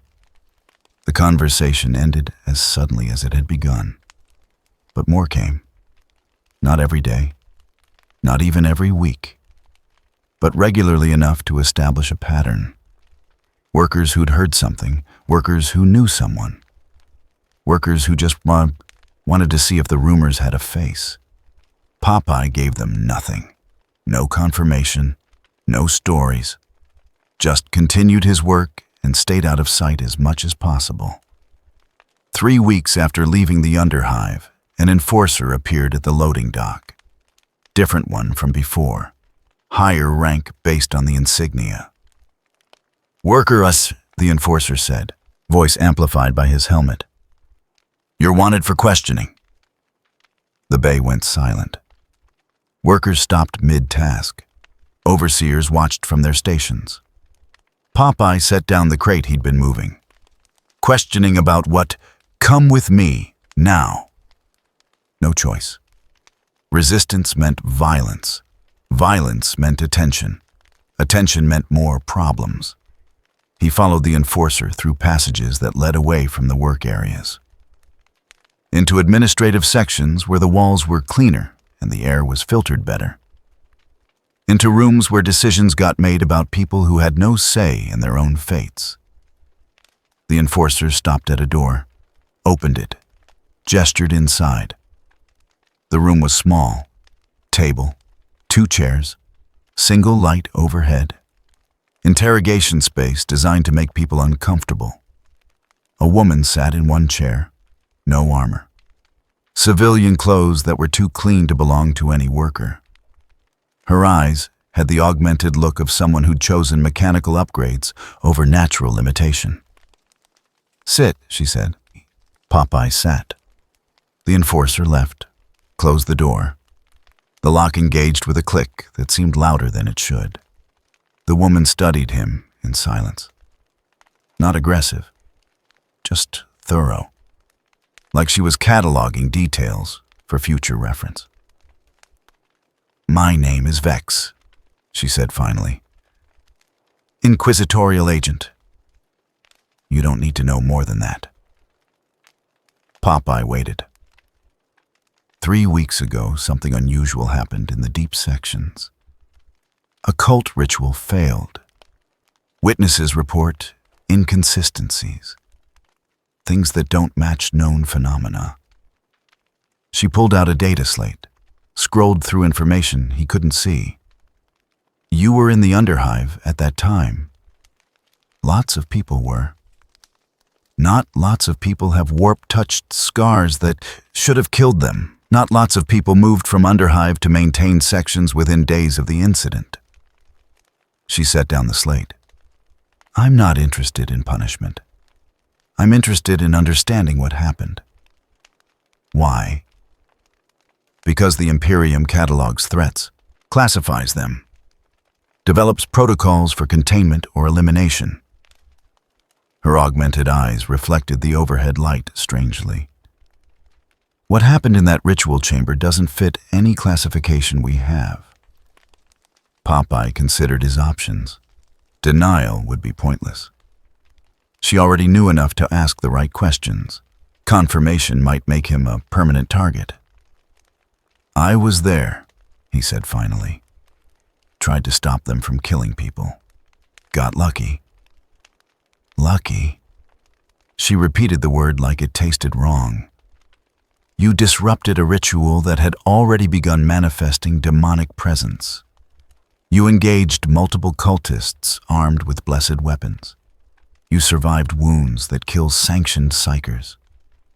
She leaned forward slightly. That's not luck. That's something else. Don't know what to tell you. The truth would suffice. Told you the truth. Was there. Tried to help. Survived. Vex studied him longer. Her expression gave nothing away. You're not a psyker. Scans confirm that. You're not touched by chaos. No mutations. No corruption markers. You're just a worker who happened to be in the wrong place and did the statistically impossible. Yeah. That makes you dangerous. Not because of what you are. Because we don't know what you are. She stood, walked to the door, paused with her hand on the handle. I could have you detained, questioned properly, mind scraped if necessary. Find out exactly what happened in that chamber. Popeye tensed. But I'm not going to, Vex continued. Because whatever you are, you used it to stop a cult ritual, to save Imperial citizens, to disrupt chaos activity. She opened the door. Stay out of trouble. Don't draw attention. Don't make me regret this decision. The enforcer was waiting outside. Escorted Popeye back through the passages, back to the loading dock, released him without further comment. Workers stared, whispered, wondered. Popeye returned to his station, lifted crates, said nothing. That night he couldn't sleep. The Inquisition knew, had catalogued him as an anomaly, something that didn't fit their classifications. That made him dangerous in ways that had nothing to do with what he could actually do. Staying in the hive meant staying under their observation, meant being watched, studied, eventually detained when someone higher up decided understanding was more important than gratitude. He needed to leave, not just the maintained sections, the hive entirely. Ships came and went from the upper docking facilities. Cargo haulers, transports, vessels that needed workers who didn't ask questions about destinations or cargo. The same way he'd arrived, the same way he'd always moved from place to place. 2 days later, Popeye stood in a cargo bay that looked almost identical to the one where his journey to this world had begun. Different ship, different crew, same smell of recycled air and machine oil. The quartermaster barely glanced at his forged credentials. You know how to load cargo? Yes. You're hired. We leave in 6 hours. Miss departure and you're left behind. Popeye found a corner in the workers' section, set down his few possessions. The empty spinach tin, the protein Kessa had given him, still uneaten. A coat that had survived everything. He looked at the tin for a long time, dented, worn, somehow always there when he needed it, like it existed in his pocket independent of normal causality. He didn't understand it, didn't need to, just knew that sometimes when everything else failed, he had one more option. The ship's engines began their startup sequence. The vibration traveled through the deck plating. Workers moved through their preparation routines with practiced efficiency. Gothalamor Secundus fell away below as the ship lifted from the docking clamps. The hive shrank, became just one structure among thousands dotting the planet's surface. Somewhere in those structures, in the deep levels beneath the maintained sections, Kessa was probably running errands.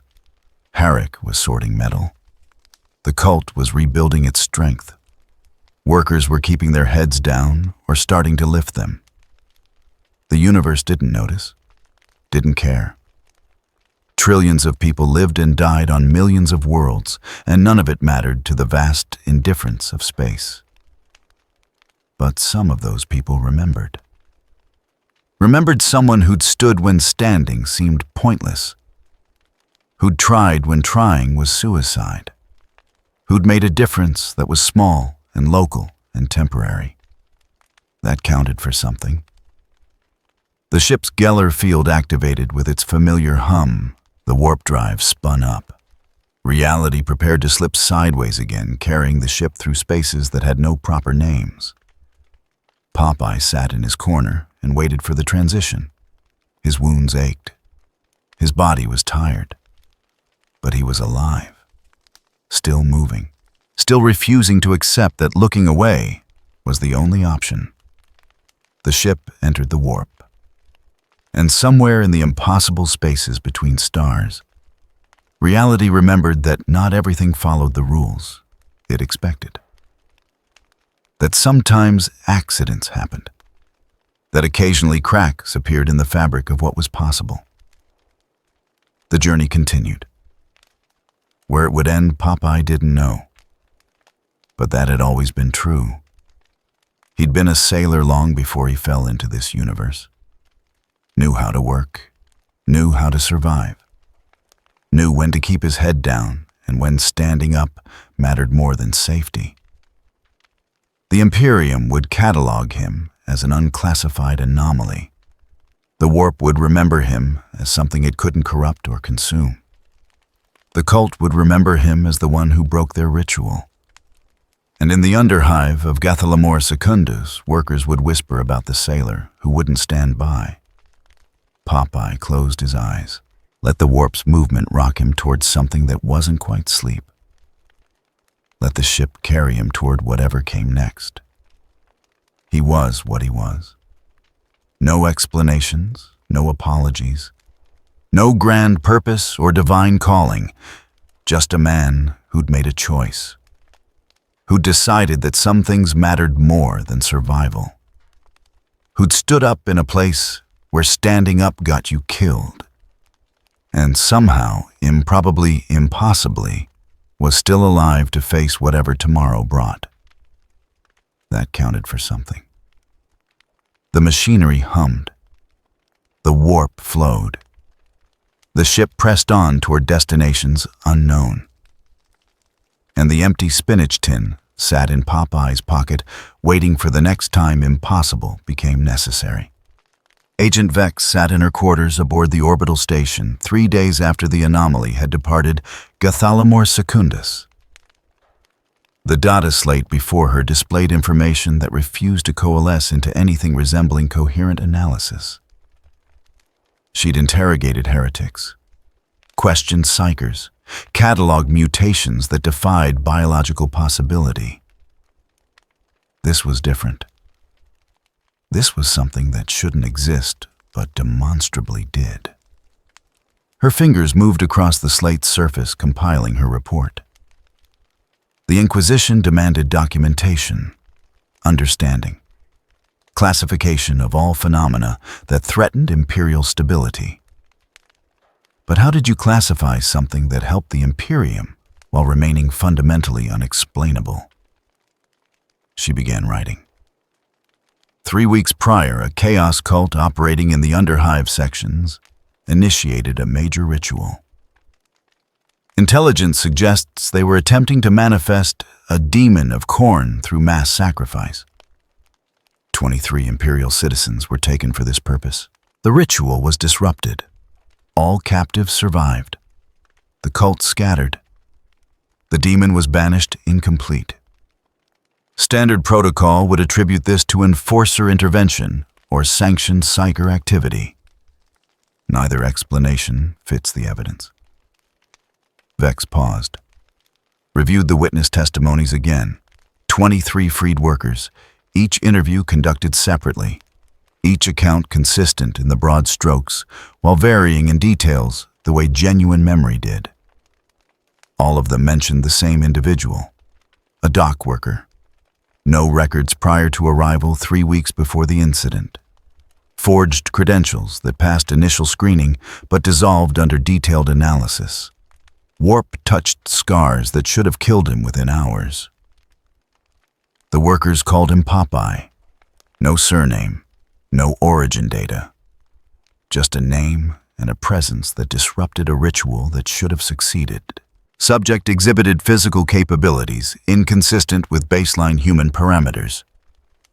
Testimony suggests resistance to warp-tainted weapons, strength sufficient to disable multiple cultists, ability to disrupt established ritual circles, direct physical contact with manifesting demonic entity. None of these align with known human capabilities without augmentation, psychic enhancement, or chaos corruption. Subject shows no evidence of any such modifications.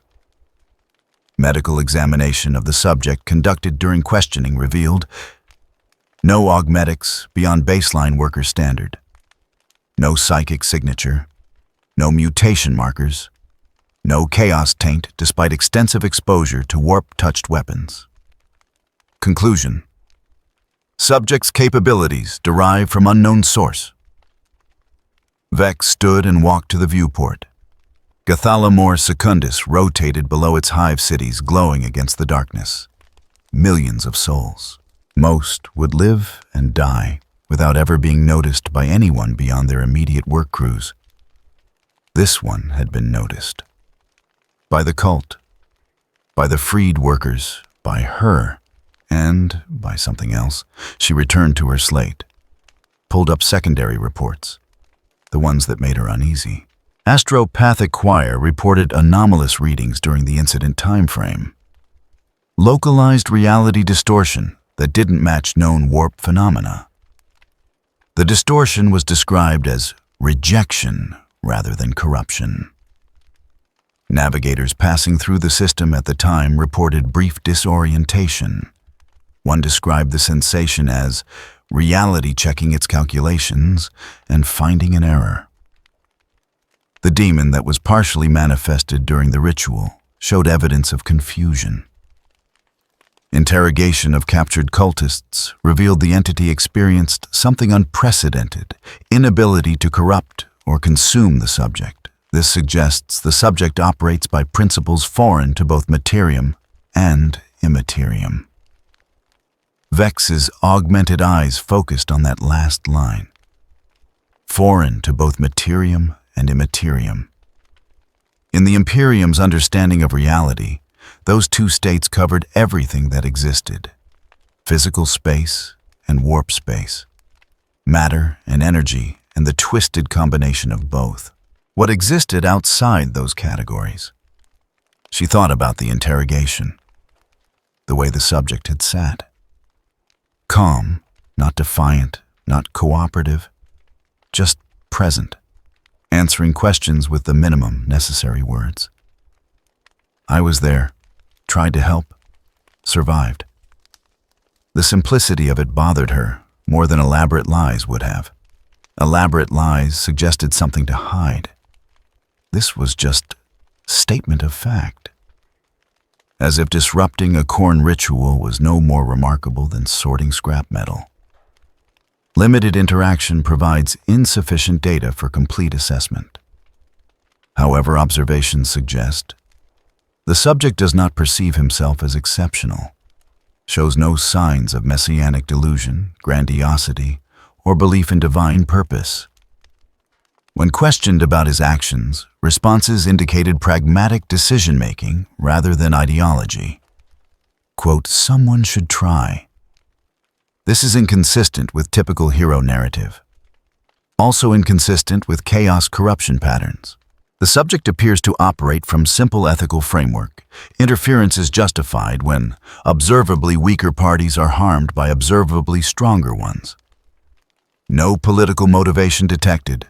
No religious fervor, no apparent agenda beyond immediate circumstances. Assessment. Subject is dangerous precisely because he lacks the predictable motivations that allow for manipulation or redirection. Vex closed that section, opened another file, the one that had arrived this morning from her superiors. The Ordo had reviewed her preliminary findings. Their response was characteristically brief. Monitor. Do not engage unless threat becomes overt. Catalog, but do not contain. The Imperium has enemies enough, without creating new ones, from those who oppose chaos.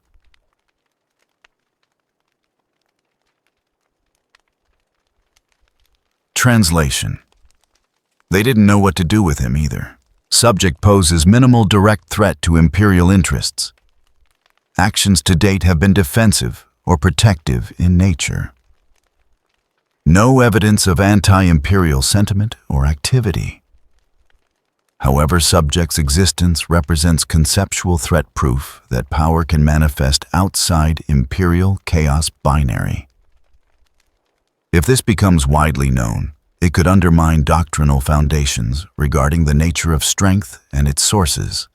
Recommendation: passive observation. Subject has departed Gothalamore Secundus aboard cargo hauler. Endurance's prayer. Tracking protocols initiated, but not enforcement protocols.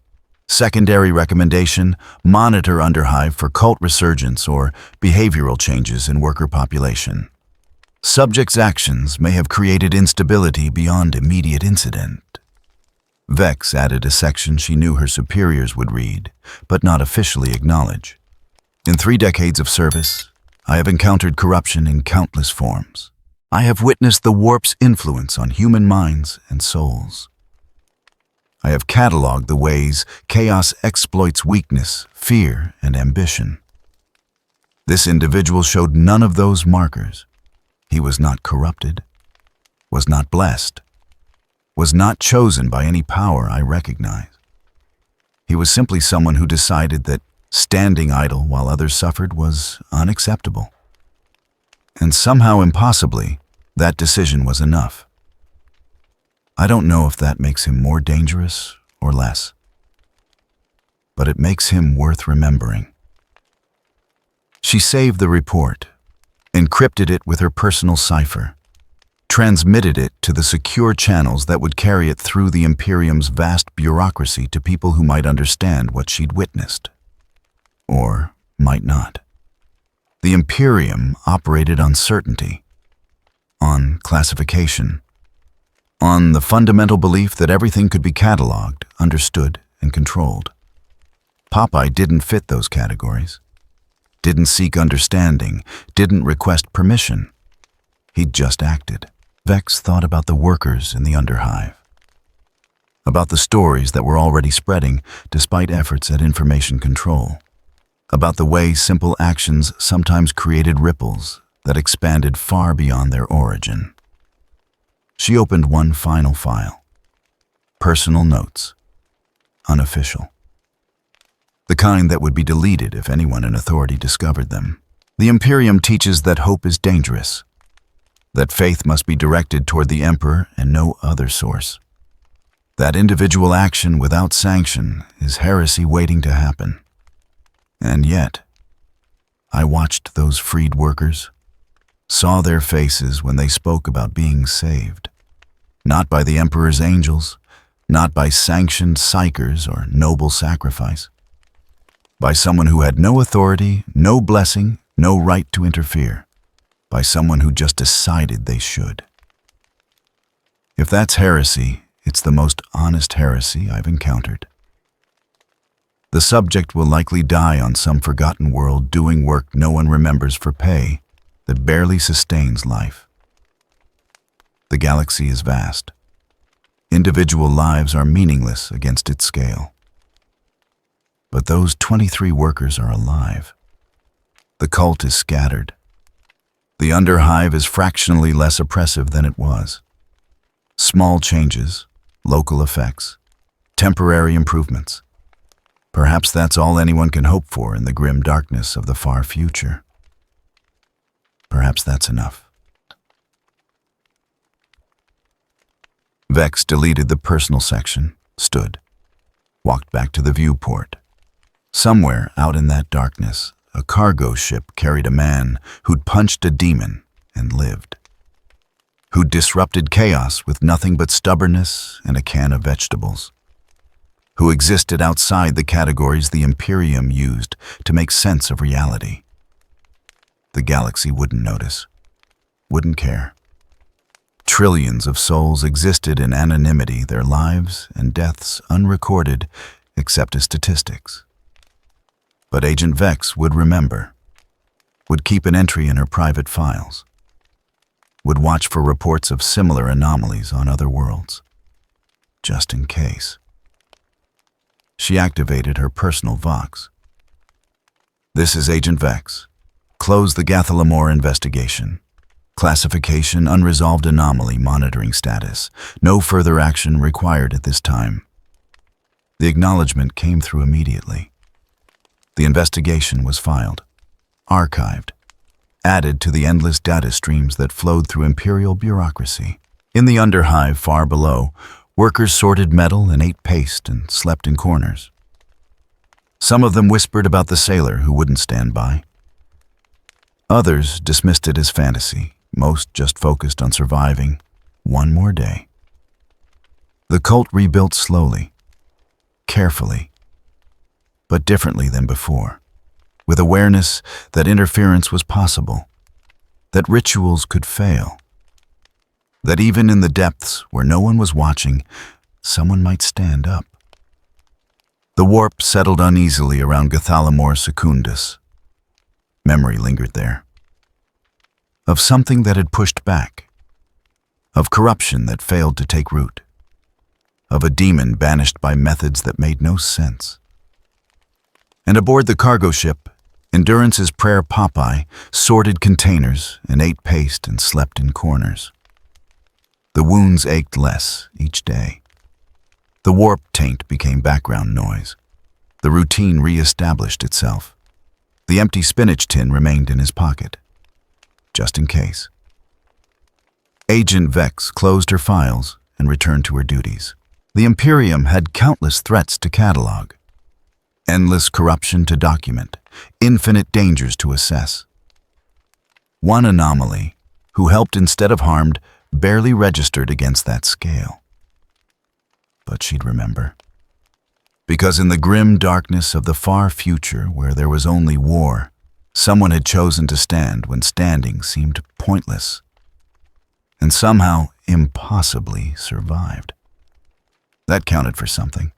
1 year later, Kessa ran through the underhive passages with the same quick efficiency she'd always had. Messages to deliver, packages to carry, ration chits to earn. The routine hadn't changed, but everything else had. She turned a corner near Base 7 and stopped. The wall there bore symbols, not the cult's markings, not the gang tags that claimed territory.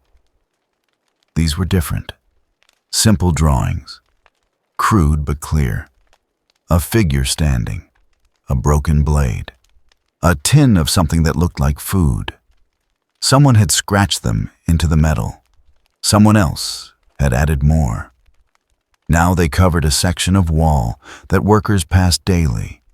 No one defaced them. No one painted over them. They just existed. A silent acknowledgement of something that had happened. Something people remembered.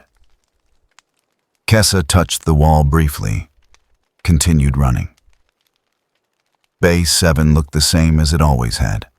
Workers moving containers, overseers monitoring. The endless cycle of labor that defined underhive existence. But the atmosphere was different, subtle, hard to articulate. People stood straighter, looked at each other more. The casual violence that had been background noise happened less frequently. Herrick still worked his station, older now, moving slower, but still there. "Package for Torvus," Kessa said, holding up the wrapped bundle. Herrick took it, set it aside, looked at her with eyes that had seen a year's worth of small changes. "You still asking about him?" "No." "Good." Stopped being a question worth asking months ago.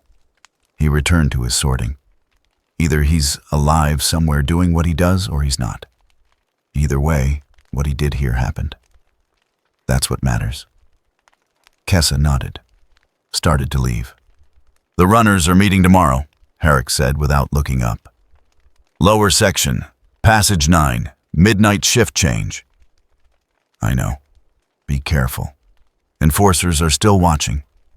They don't like organization. We're not organizing, just talking.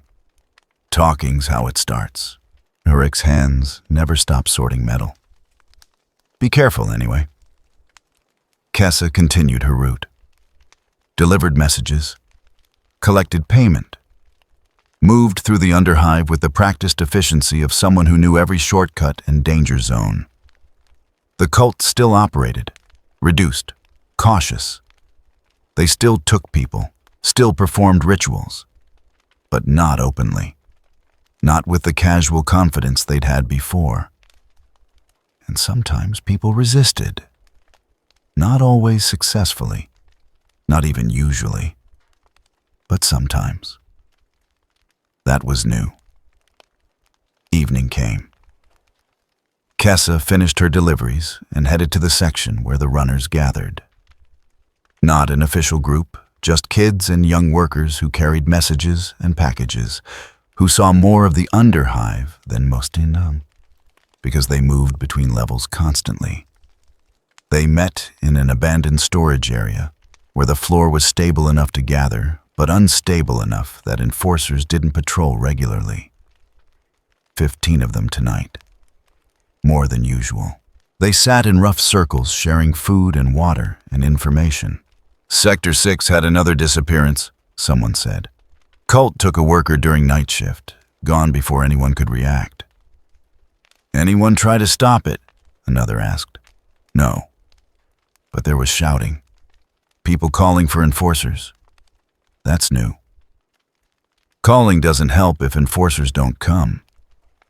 But it means people aren't just looking away anymore. Kessa listened.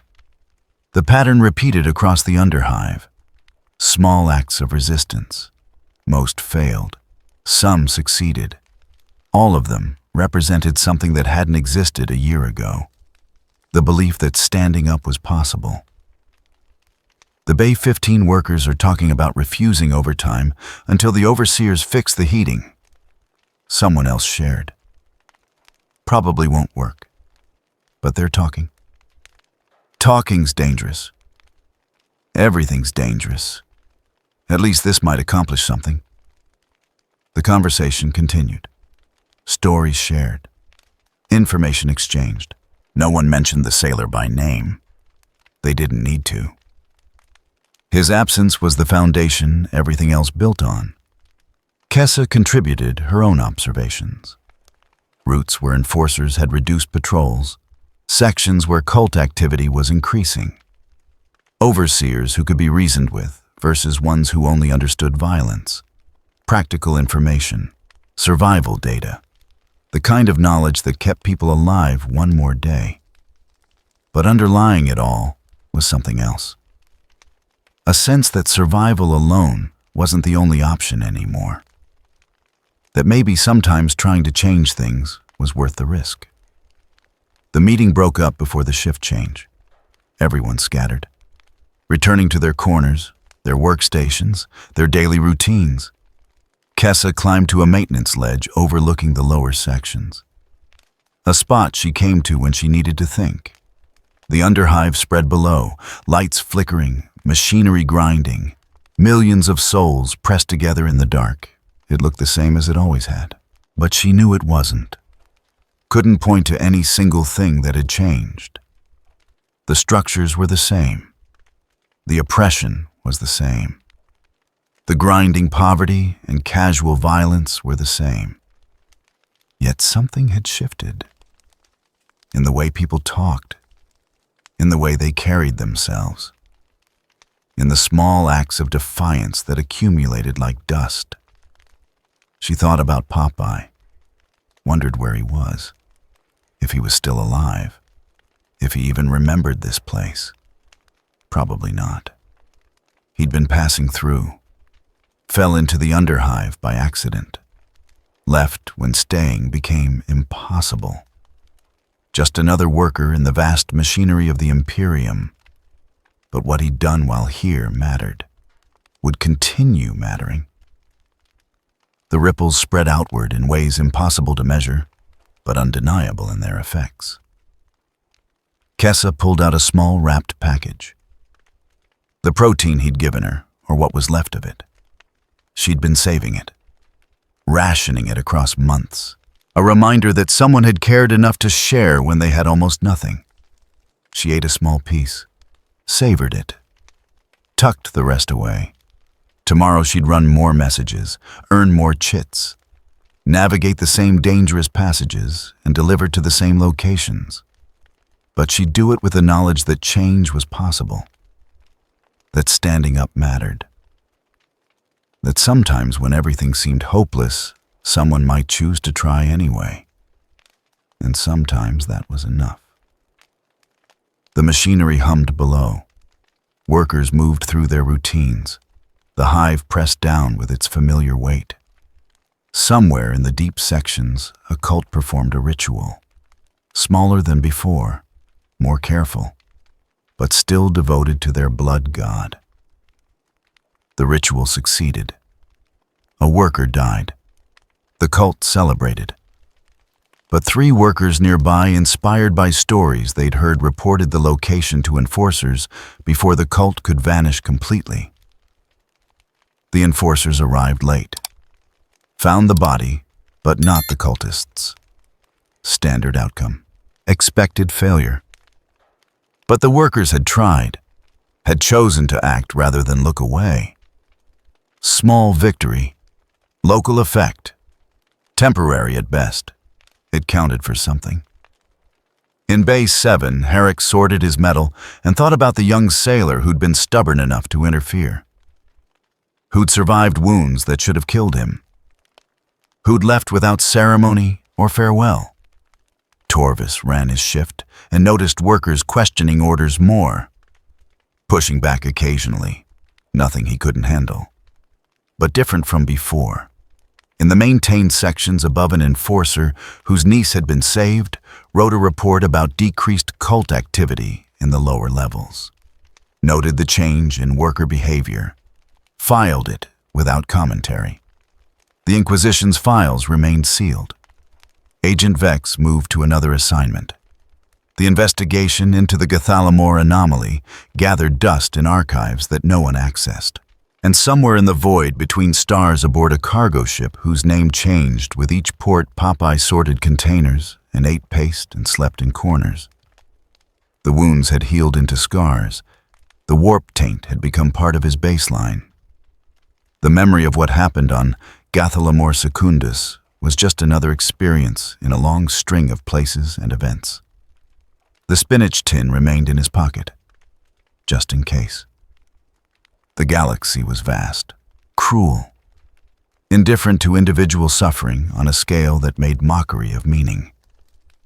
But individuals persisted anyway, made choices, stood up when standing seemed pointless, tried when trying was suicide.